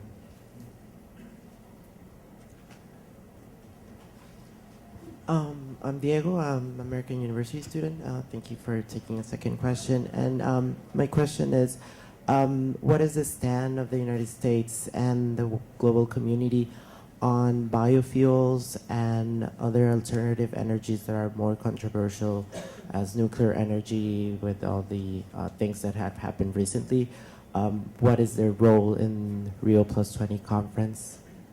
Great. So Carlos, in 1 minute, if you could answer what you want out of with those questions and also offer any thoughts that you had intended to get to today but hadn't had a chance yet. I'll go real quick. In terms of the balance of public and private funds, there's absolutely no doubt that there are public funds that are necessary for research and development, for feasibility studies, for technical assistance, and how much out of that $48 billion is necessary for public funds. I would have a hard time putting a specific amount on. I think that the question that we need to keep on asking ourselves is how to get results. And if the result is to generate the investment that's necessary in specific projects, let's look backwards then at the technical assistance and the private sector financing requirements from that and understand, related to those investments, how do you get the right combination of public and private capital in? I think the key point that we're trying to get at here is that we can't just look at this as a public funding goal. It has to be something that leverages private capital. On biofuels, I just want to mention the Global Biofuels Energy Partnership that was created last year. And in May of last year, they came together on 24 recommendations, 8 of them environmental, 8 of them social, 8 of them economic. They create standards and indicators for how to measure effective investment in biofuels. I think it's a huge development in moving forward. Even though you said stop, I'm going to take 1 more minute on one thing which happened this past weekend, which is hugely important. That's Summit of the Americas. One of the things that was put forward there is an initiative called Connect 2022. It was advanced by Columbia. It was supported by leaders throughout. And what it's going to do is begin a process or advance a process of creating sub-regional electrical interconnections throughout different parts of the Western Hemisphere to the point that you make those interconnections and extend them out further. That may sound relatively boring, but if you look at this from a perspective of how do you expand the access of renewable energy, you need bigger markets. You need bigger markets for hydro, for wind, for solar. You need those interconnections between countries. Big countries like Brazil need this to import. Poor countries like Nicaragua need it to be able to import. If you look at it from the perspective of advancing technologies such as smart grids, we need it from the perspective of being able to make those interconnections. And this gives us a whole new prospect for how we can advance the issues of efficiency and renewable energy in the Western Hemisphere. It's something I think we should be very excited about. Thank you. Bill, your closing word. I would just say, to get private investment into a number of areas, I would revert to something Carlos Pascual said about the policy of the United States, which is to open markets, and the United States bangs on this at every international conference. It's a bit of a broken record. It happens to be true. I can think of places where subsidies and constraints upon access to markets has prevented efficient investment, for example, in power, but also in water. A number of countries in the world have policies that provide free electricity for farmers who pull up water from several hundred feet down, causing the water table to drop 15, 20 feet a year, and producing low-value crops. These are counterproductive policies. There are any number of barriers to entry in the creation of power facilities in a number of developing countries that, were they not there, cheaper power and much more accessible power would in fact be provided by the private sector. These are opportunities that are out there, and one can go country by country, and we all have them, so the United States included. But they are there for the taking, and they involve reform. But if we're seriously committed about making energy accessible to everyone and increasing renewables and the rest, this is a way to do it.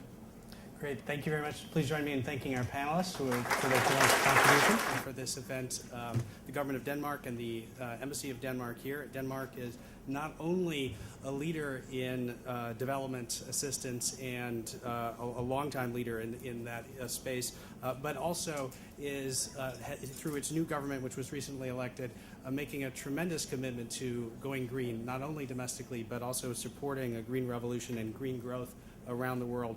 I am absolutely delighted to welcome, to give keynote remarks, Christian Fisbach, the Danish Minister of Development and Cooperation, after being elected to the Danish Parliament in September 2011 for the Social Liberal Party. Minister Bach became Denmark's Minister of Development and Cooperation in October. He has a PhD in international economics from the Royal Danish Agricultural University in Copenhagen. Prior to being elected to the Parliament, he served as a special advisor for EU Climate Commissioner Connie Hedegaard, and therefore is a perfect person to bring together these issues of clean energy and development. Minister Fisbach, please join us. Thank you very much for being here today, and please join me, audience, in welcoming you.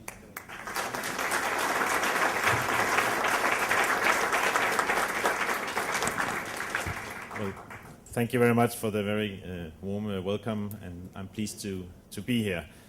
So, ladies and gentlemen, colleagues, a few words on our expectations for Rio and a few words on sustainable energy for all.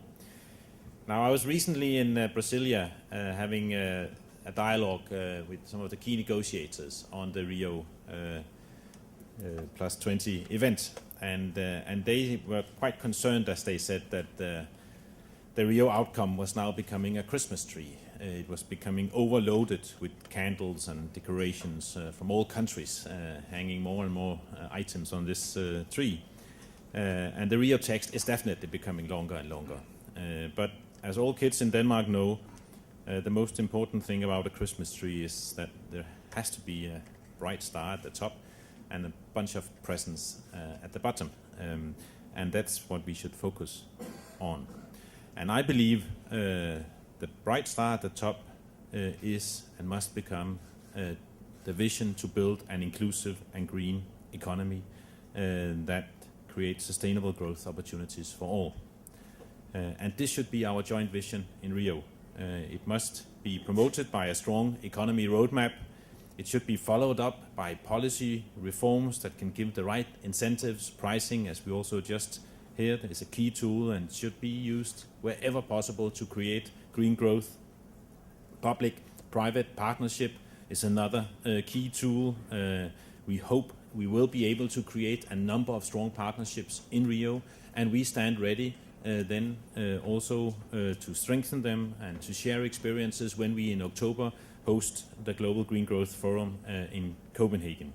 Financing is of course critical element. We must ensure that all parts of finance, global finance, now works in the same direction, the climate finance, the development finance, and we must be even better at ensuring that our public finance can leverage much larger amounts of private finance.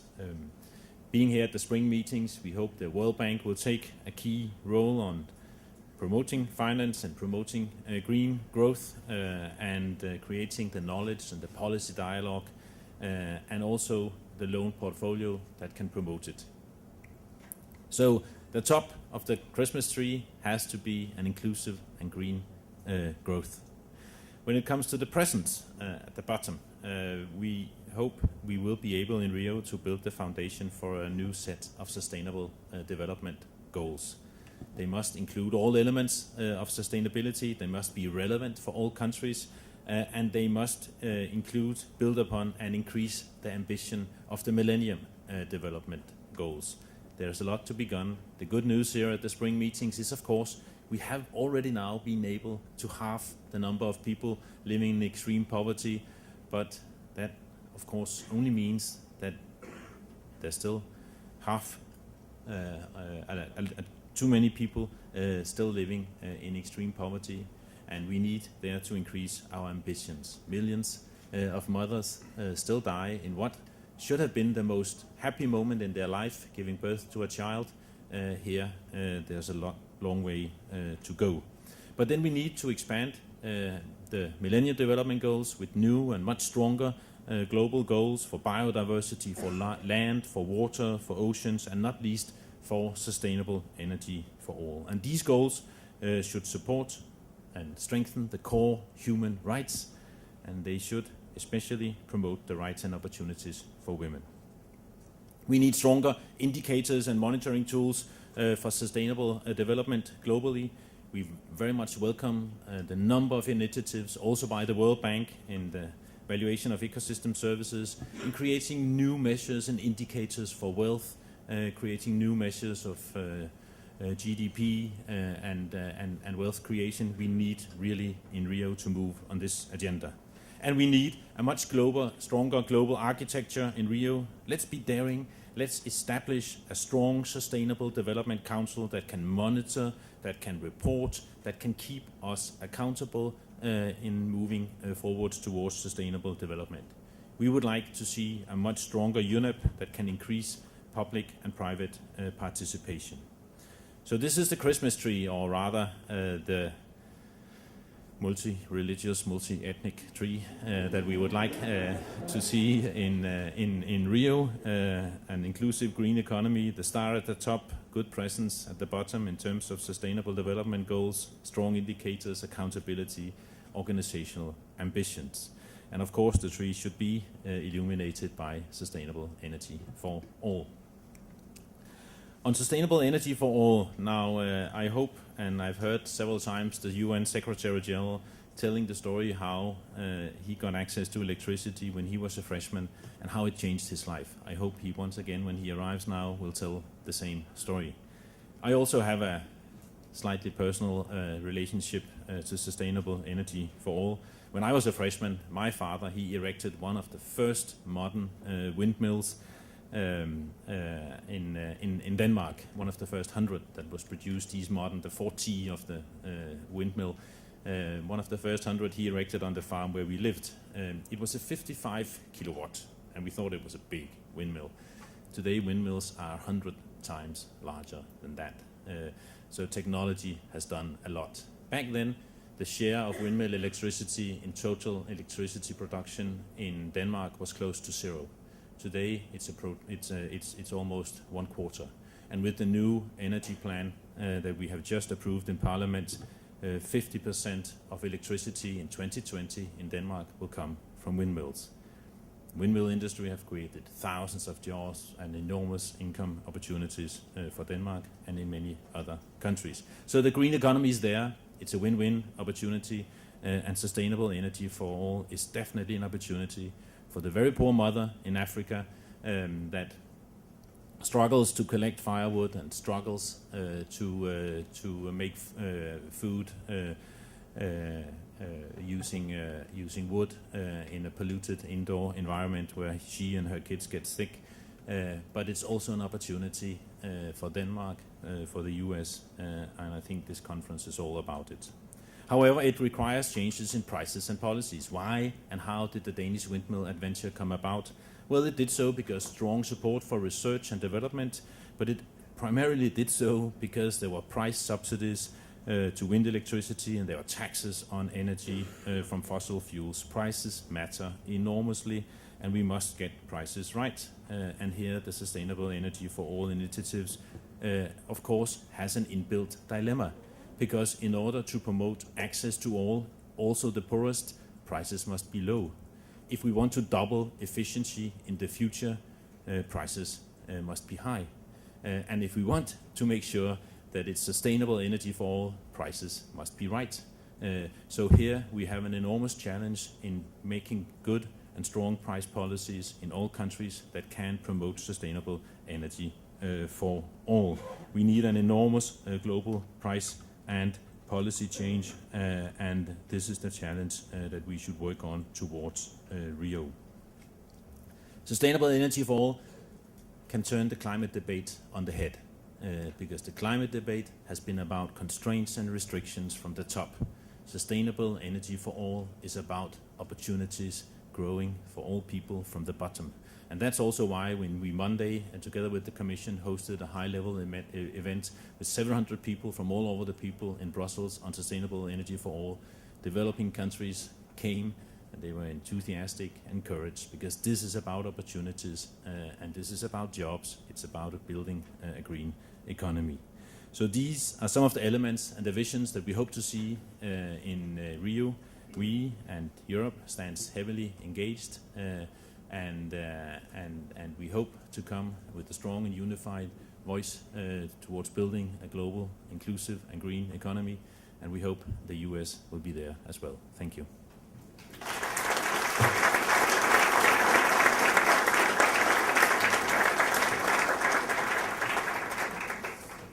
Mr. Minister. The Minister has kindly agreed to take a few questions, and we have a few minutes for that. Mr. Minister, if I may ask the first question, you are speaking here not only as the Development Cooperation Minister from Denmark, but also as the country that holds the presidency of the European Union. And I wondered whether you could reflect on whether Europe is united in its support for sustainable energy for all, has the strong backing that Denmark is giving to it, and also to offer any observations or whether there are any points of difference between your government and Europe on the one hand and the U.S. administration on the other. I'm not asking you to suggest that there's any kind of deep transatlantic divide, but I think the audience would be interested to know if there are points where you would like to see an evolution in U.S. policy. Now, on the first point, I can definitely say that the European Union countries are united behind sustainable energy for all. On Monday, the European Commission launched an initiative to plug in, give electricity to 500 million people by 2030. And I believe and hope that all European Union countries will step in and align themselves behind this vision. So the European Union and the European Commission, the European countries and the European Commission is strongly devoted and engaged in creating sustainable energy for all, supporting the Secretary General's initiative. And this is not only about access, this is also the goals for efficiency and the goals for renewables. These goals will be met by Europe, although there are current debates about the Energy Efficiency Directive in Europe that could perhaps move faster, and we hope they will. But definitely Europe is united behind them. Now, what do we hope from the Americans? Well, we hope a strong engagement and a strong dedication, and of course, this is not only to the benefit of the world. That's the story I would like to tell. It's to the benefit of the US, and I don't think I need to tell that story to anybody in this room. But as I think Thomas Friedman has said it, those who win the energy revolution will be the leaders of the world. And I do believe that this challenge comes upon all of us, and it's a positive challenge of creating the building blocks for a future strong climate deal, but doing it from beneath, doing it from below. The building blocks in terms of investing in renewables and sustainable energy patterns for all I think is a very positive challenge, and I do hope and trust and expect that the US will come in strongly behind this initiative as well. So we have time for 2 questions from the audience. The Secretary General will be joining us momentarily. As you can understand, he'll be accompanied by a sizable delegation from the UN, and a number of you have taken reserve seats in the first or second row. And if you're in a reserve seat and not supposed to be one, I'd like to ask you to quietly relinquish that now as we collect a number of questions from the audience. So 2 questions for the Minister. We'll take them both, Mr. Minister, and then give you a chance to offer your final words. Bear. Orna Hubim from Dahlberg. Thank you for your talks. Denmark is, of course, a leader in wind energy manufacturing, and we're seeing a lot of development in the developing world, in China, India, elsewhere, with clean technologies. What advice can you give both the U.S. as well as those that are looking to invest and develop manufacturing in clean energy? How do they become leaders in their own technologies? How do the countries that invest become leaders of their own technology? Was that the question? Sorry if I misunderstood. How do we promote more investment in how do we promote? Well, I do believe that the investments will come also because now finally these investments are heavily beneficial. If you look at some of the also Danish companies that now invest in renewables around in the world, these investments yield solid benefits and are good investments. And I think that is really going to change the name of the game. But of course, we must acknowledge that in many countries, prices are still not right. We use 6 times, as I'm sure you already heard, more subsidies on fossil fuels today than we use on renewable energies. And if you want to create a revolution in renewable energy, you need to get prices right. And that's the advice you can give to all countries that want to become a leader in sustainable energy. You need to get prices right. $250 billion used on subsidies that are, many of them, environmentally harmful. Those investments could be used so much better in promoting renewable energy investments. But you need to have financing schemes all over the place. There are heaps of good examples, and I'm sure you heard them already, of how you can actually create financing schemes at the very local level in villages in Africa that promote solar cell solar panel investments, and how you can create public-private partnerships where you leverage public finance and create guarantees, which we do a lot more now with Danish development assistance, where we use the public funds to create the guarantees that can allow private funds to come in to sustainable energy investments. So it has to go from the very top to the very bottom, getting prices right and creating the financing structures that can promote investments. Great. Well, thank you very much, Minister Bach.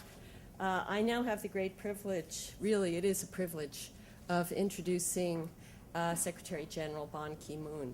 And I'm not going to give his bio. I'm just going to say a couple of things. One is that I've had the pleasure and the privilege of meeting him several times with a group of economists. And one of the things that has impressed me very much as head of the Center for Global Development is how he is a champion of the developing world and of the world's poor. The second thing that's relevant for today is that he has taken tremendous leadership on this long-term issue of energy for all and eliminating energy poverty and, of course, clean energy.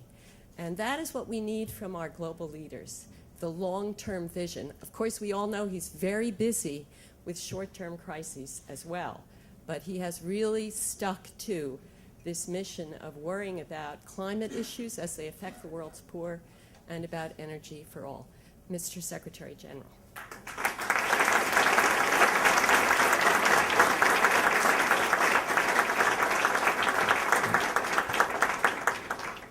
Thank you, Madam Nancy Birdsall, President of Center for Global Development, Your Excellency Minister Bach, Minister of Development of Denmark. We just met this morning. And distinguished guests, ladies and gentlemen, it's a great honor and pleasure for me to speak and discuss with you one of the very crucially important agenda for humanity, is the energy issues. I cannot think of a more timely or more important reason to come together and sit together with you today. Energy often is said a golden thread that connects economic growth, social equity, and environmental sustainability. I know this from my own experience. As a young boy of Korea, I grew up during the time when we didn't have energy. Until I became a freshman in the college in 1963, I had to study and I had to live under a dim, smoky, this kerosene lamp. The candles I used only during the time to prepare for examinations. Candles were considered to be too expensive for me and for most of the people. This memory has stayed with me such a long time. I have many things to tell you. Whenever I talk about the education, I have a lot of things to talk to African people and many poor children. I just wanted to give a sense of hope for their brighter future, depending upon looking to the United Nations. Fortunately, my country changed. My perspective also changed, owing to industrialization of my country, Korea. And we were able to have affordable energy now. Nobody would have questioned whether we would have light here or some heating facilities, cooling facilities here. But too many people around the world have not that kind of benefits. Widespread energy poverty condemns billions of people to darkness, to ill health, and to missed opportunities. Energy poverty is a threat to the achievement of the Millennium Development Goals. It is inequitable, it is unsustainable, it is unjust. Children cannot study in the dark. Girls and women cannot learn or be productive when they have to walk miles of miles to have firewoods. Businesses and economies cannot grow without power. We must find a way to end this energy poverty. And with climate change a growing threat to all of us, we must also rethink conventional energy solutions. We can no longer burn our way to prosperity. This is what we have been doing during the last many, many decades without knowing that there is a limit in our planetary resources. We are using 1.3 times of our available resources, as if we have 5 planet Earth. This notion must be changed. Fortunately, providing sustainable energy to all offers benefits for developed and developing countries alike. It can enable developing countries to leapfrog over the energy systems of the past and build resilient, competitive, clean energy economies for all. That is why I have established Sustainable Energy for All initiative November last year. This has 3 very ambitious goals.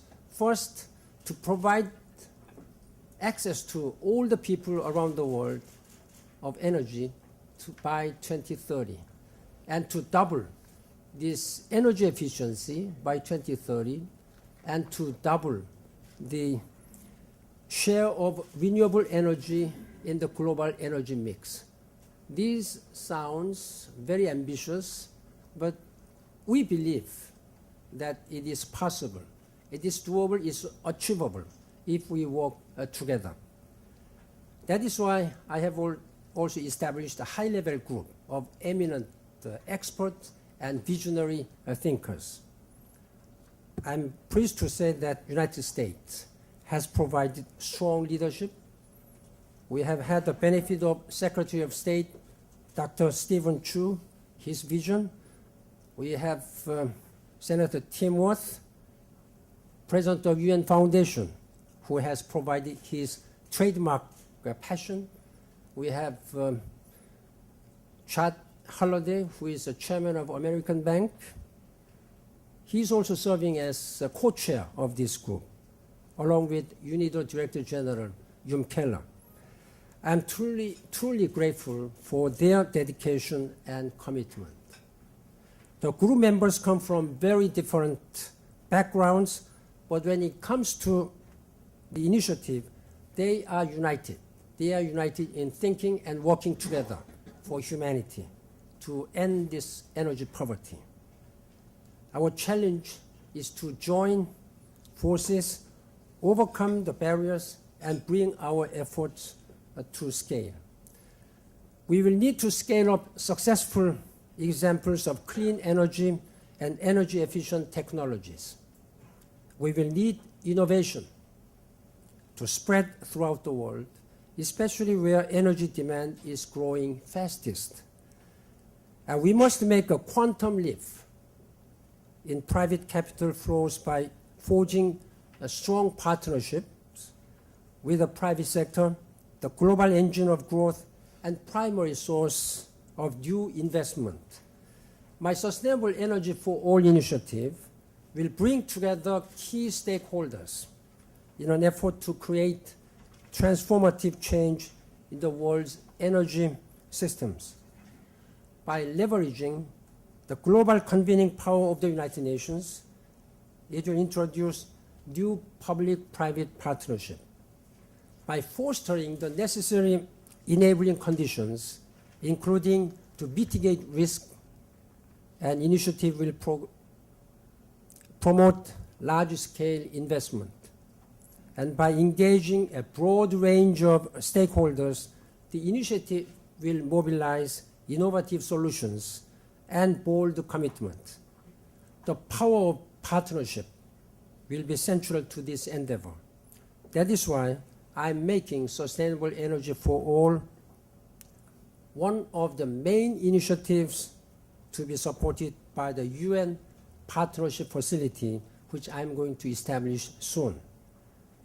That will be one of my commitments to implement this 5 action agenda, which I have laid out January this year, as I began my second term as a Secretary General. Next week in London, the Clean Energy Ministerial meeting will receive our action agenda on 11 areas, very concrete areas, how we can end this poverty. We must rally behind these priorities.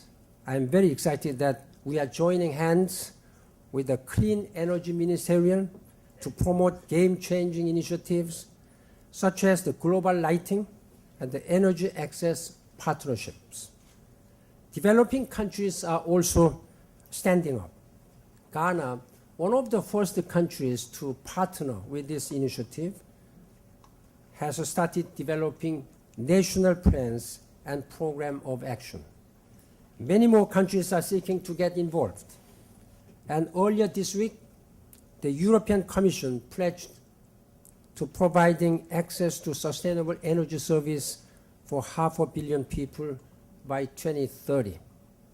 And I thank Minister Bach in his capacity as chairman of presidency of European Union to have initiated this very bold initiative. These are all powerful political commitments that can help set a new course for generations to come. I count on all of you to emulate these strong initial examples of support. Ladies and gentlemen, the UN Conference on Sustainable Development, known as Rio+20, is just 2 months away, 60 days. Member states want to make the most of Rio+20.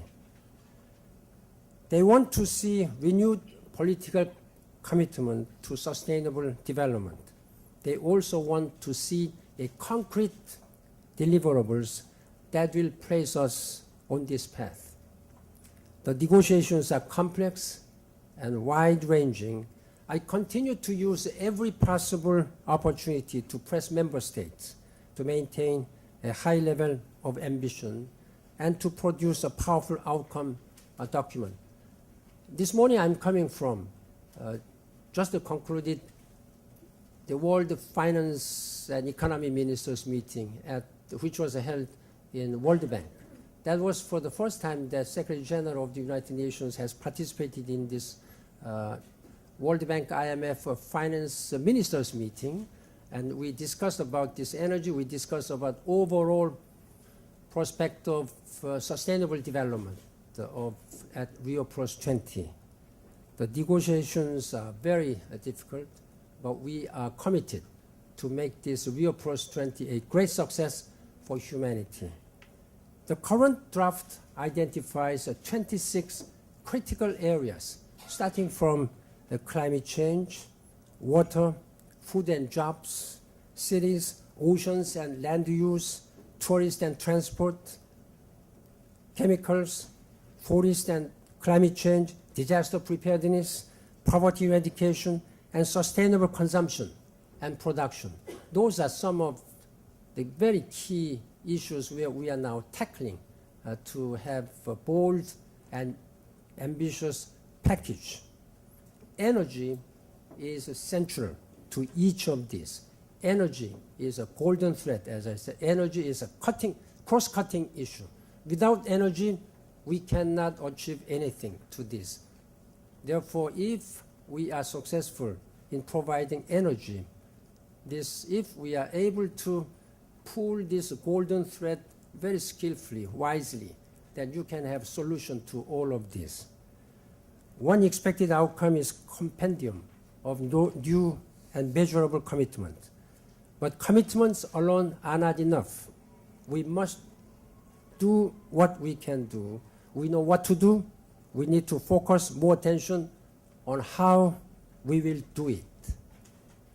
That means financing and technical assistance. We need a system to track our gains and where we may be falling short. Governments need to establish the regulatory frameworks. Major groups, such as business and industry, have a central role to play in planning and implementation.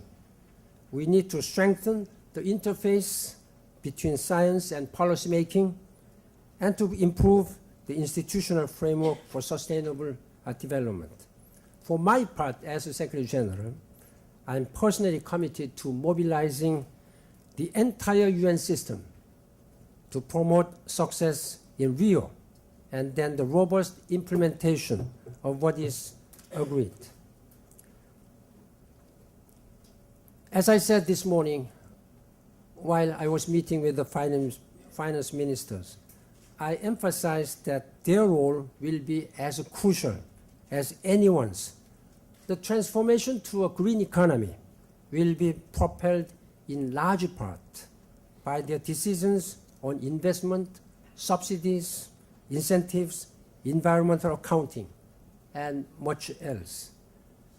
I stressed to them that challenges we face are of such immense magnitude and so closely interconnected that they require nothing less than a paradigm shift, a fundamental reset of the global development agenda. I emphasized that we must seize this once-in-a-generation opportunity to agree on a concrete set of outcomes that will create an inclusive green economy for this and future generations. I'm also mobilizing the entire UN system. Last week in Geneva, I chaired what is known as a Chief Executive Board meeting, where all the heads, leaders of United Nations system, specialized agencies and funds and programs, and international financial institutions like the World Bank and IMF. They are all gathered together where I chaired, and we agreed and committed ourselves to produce an ambitious and bold package in the name of United Nations system, which will be discussed and negotiated by the member states. Let me share with you an excerpt from a joint declaration we issued as a result of this meeting. Just briefly, I quote, Rio+20 must provide a roadmap to the future we want, a future with peace, dynamic economic and social development, universal social well-being, and a healthy and equitable environment for present and future generations, where men and women, boys and girls, equally contribute to and benefit from development. End of quote. This is the task before us, the great challenge of our time. Rio+20 is the most crucially important opportunity. We must ensure that it is a worthy successor to Rio 1992, 20 years ago. As a leading think tank in the United States, the Center for Global Development is uniquely positioned to influence policy and help sure that development commitments are kept. You have a crucial important role to play in this process. We count on your research, your rigor, and your reputation to help us move toward sustainable energy for all, toward the success in Rio, and toward the sustainable future for all.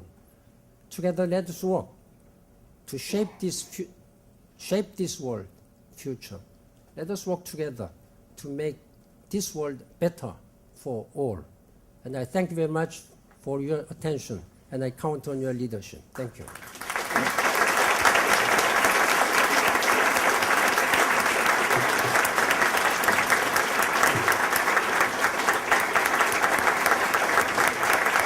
Thank you very much. Thank you.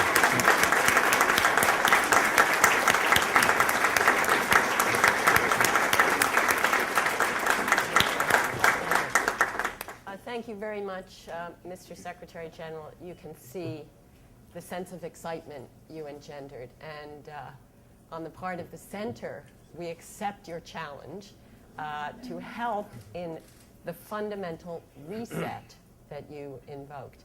And I also thank you for the energy you have brought to the issue of sustainable energy. The Secretary General has agreed to answer some questions from the floor. Maybe I could ask the first question. Mr. Secretary General, one of our ambitions about today's event has been to help formulate and push and encourage the U.S. in terms of its commitments and its promised actions at Rio+20.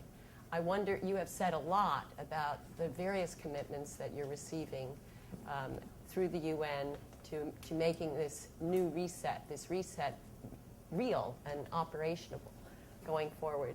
I wonder if you could give us a little, if you could whisper in the ear of President Obama, if you could whisper in the ear of Secretary Chu, if you could whisper in the ear of Tim Wirth, who would whisper in the ear of some of our leaders in Congress, what would you say? What would you ask?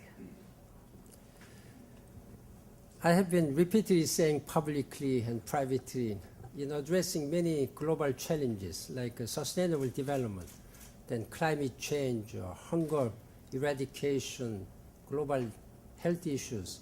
The political will and leadership really counts most important part. It depends upon how a leader of a country or leaders of the world commit themselves. That is why I have been often convening a summit meeting. That is why we are going to Rio+20.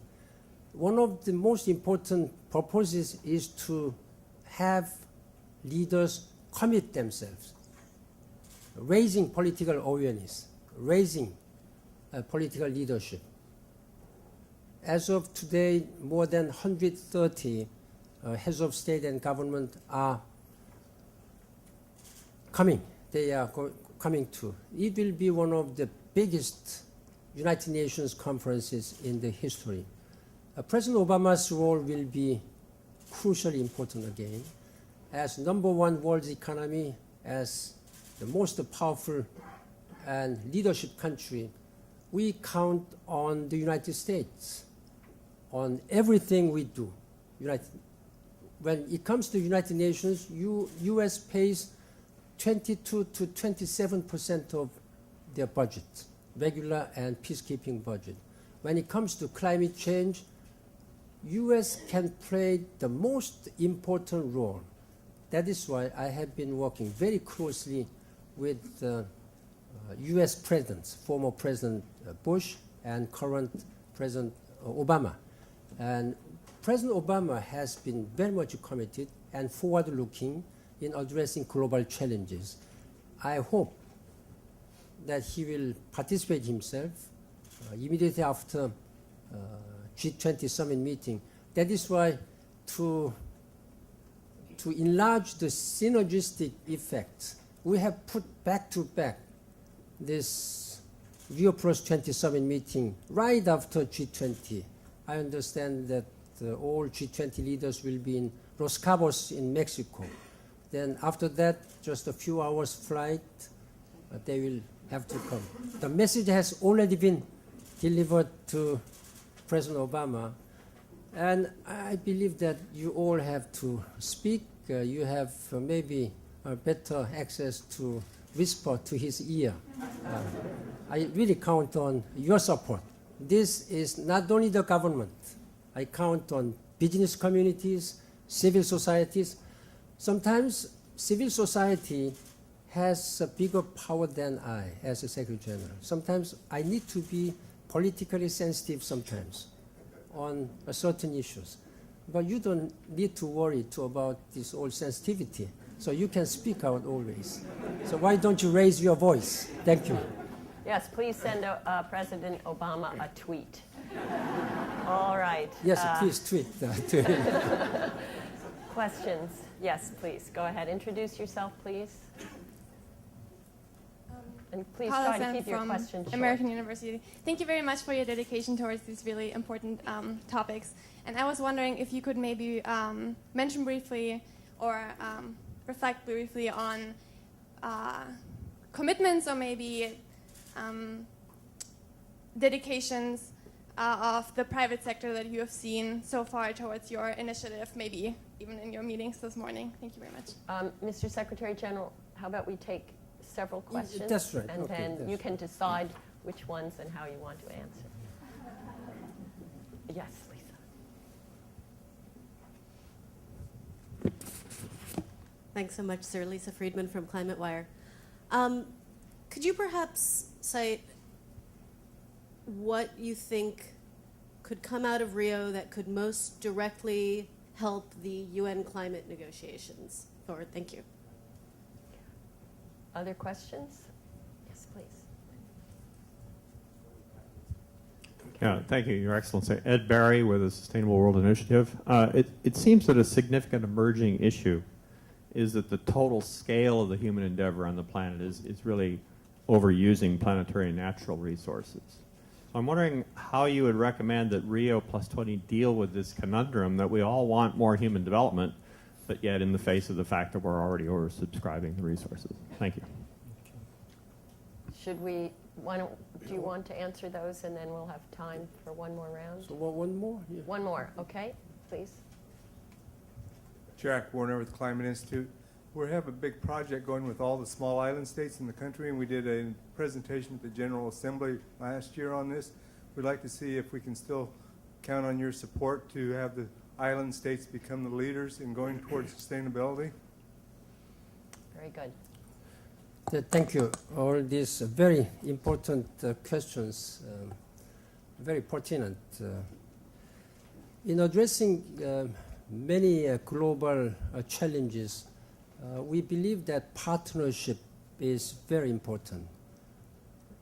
in the past, the normal, usual pattern of our doing business was that it's been only government. Government has been providing official development assistance to many developing world. United Nations has been heavily depending upon the government sources, funding sources. But in this time of era of austerity, when most of the donor countries are suffering from economic difficulties, I think the role of private sectors will be very much important. I think they are the ones who really have innovations in technology. They are the ones who really invest more and wisely for a sustainable green economy. Governments normally make their policy guidelines. Then these days, even private sectors, business communities, they are leading the governments. They are leading the governments toward the right and better direction. But it's not only, again, business communities we count on, it's civil societies. Never in the past has the voices of civil society been so stronger. These days, you are even stronger than government ministers or prime ministers or president. They are sometimes very weak to your votes. So use your influence to challenge the government leaders to go toward the right direction, to go to sustainable way. Politics, economic policies, social policies, they all should be based on sustainable path. And this is what we are going to achieve in Rio+20 Summit meeting. Put everything on sustainable path, including gender issues or youth issues. We have to provide decent job opportunities for women and youth. We have to change business as usual type. Business as usual type. Let me go to this planetary limitations of resources. A third question. This is related. We are using 1.3 times more than we have. If you have to spend 1.3 times more or than your salary, what will happen to your home economy? What will happen to your companies? They're all bankrupt. If we continue this way, as the same way that industrialized countries spend and behave in terms of using our resources, it's something like that we are having 5 planet Earth. We have only one Earth. We have only one Earth. We don't have five Earth. But what you are doing, what we are doing, is as if there is no tomorrow. We have burnt all resources in the name of prosperity. We have to change this. We have to be very austere in terms of utilizing resources. That is why we have to use renewable energy. We have only 16% of global renewable energy in global energy mix. We have to at least double this, more than 30%. Use continuously, naturally replenished sources of energy. Wind, solar, hydro, they are renewable energies. They will come always as long as we exist. Therefore, we have to completely change, and you have to change your even individuals' behavioral patterns at home, at the companies, at the offices. Even just turning off one electricity bulb, that will save a lot. So let us be very conscious of planetary limitations. We have limited resources. We have to be very conscious. This is one very strong message which I'm telling you.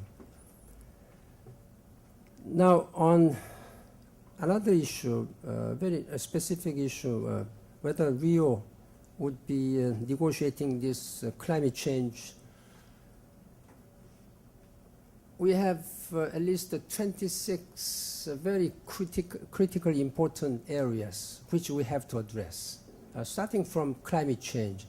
But this specific meeting of Rio+20 will not be the venue for climate change negotiation. Climate change has separate internationally, United Nations mandated a process of negotiation, what is known as UNFCCC, that is United Nations Framework Convention on Climate Change. We had the 18th negotiation last year, Durban. I have made this climate change as #1 top priority in the global agenda in addressing. Without addressing climate change properly, as soon as possible by 2020, then we will be heading toward almost the tipping point of this planet Earth. This slowly approaching threat to our world, to our future. That's why I have been urging member states to agree on globally binding, comprehensive agreement on climate change. Encouragingly, last year in December in Durban, member states have agreed to agree on a global treaty, binding treaty, by 2015. And with the 5 more years allowing for ratification, our target is by 2020, we'll have an effective,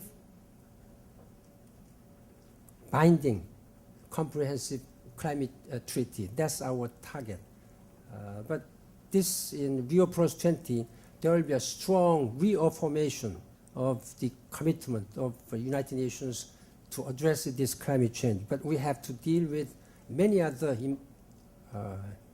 imminent issues like energy shortages, water scarcities, a food crisis, gender issues, global health, urbanization, city, transport. All these are very important issues which we have to address very comprehensively from a broader perspective for the future of our world. Lastly, about this small island developing states. Yesterday, I had a very good meeting with a group of ambassadors coming from Pacific small island developing states. You have a very powerful group of small states whose future are threatened by this rising sea tide. That is why we have to address this climate change as soon as possible. September last year, I visited the 2 of the small island developing states in Pacific. There's a Solomon Island and Kiribati. This was for the first time the Secretary General of UN has ever visited these small island Pacific states. I was struck by what I have seen. When I went to Kiribati Island, this island is almost under the water, continuously. And my wife and I were given life jacket in case sea tide might rise during nighttime. I saw many children whose parents have to be very vigilant and watching the tide rise during nighttime. I was again struck when I read 3 or 4 weeks ago. You may check.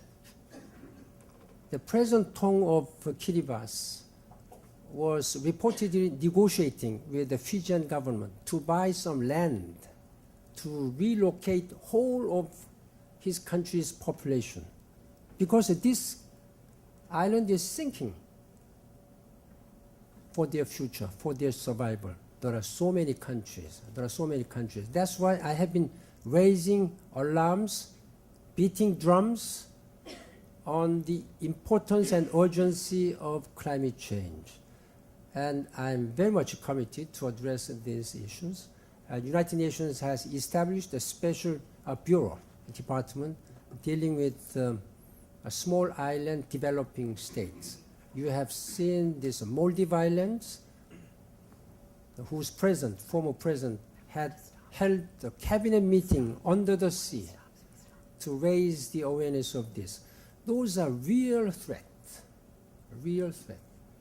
which you don't feel much living in this most prosperous states, most prosperous countries. Therefore, what I'm telling the citizens of American government, United States, you have to see beyond what you are living in this. This is most prosperous. You don't feel anything real. Even climate change you don't feel. But when you go out, there are billions of people whose life, whose fate are threatened daily by this rising sea tide, by impact, long spell of drought, impacted by climate change phenomenon, scarcity of water. Those are real threats which we have to help those people. So United Nations is very much committed, but United Nations cannot work together. That's why I'm here appealing to you, very important opinion makers. Let us work together. That's why let us work together for the future of our succeeding generation and for the future of this planet Earth. And I thank you very much for this opportunity. Thank you.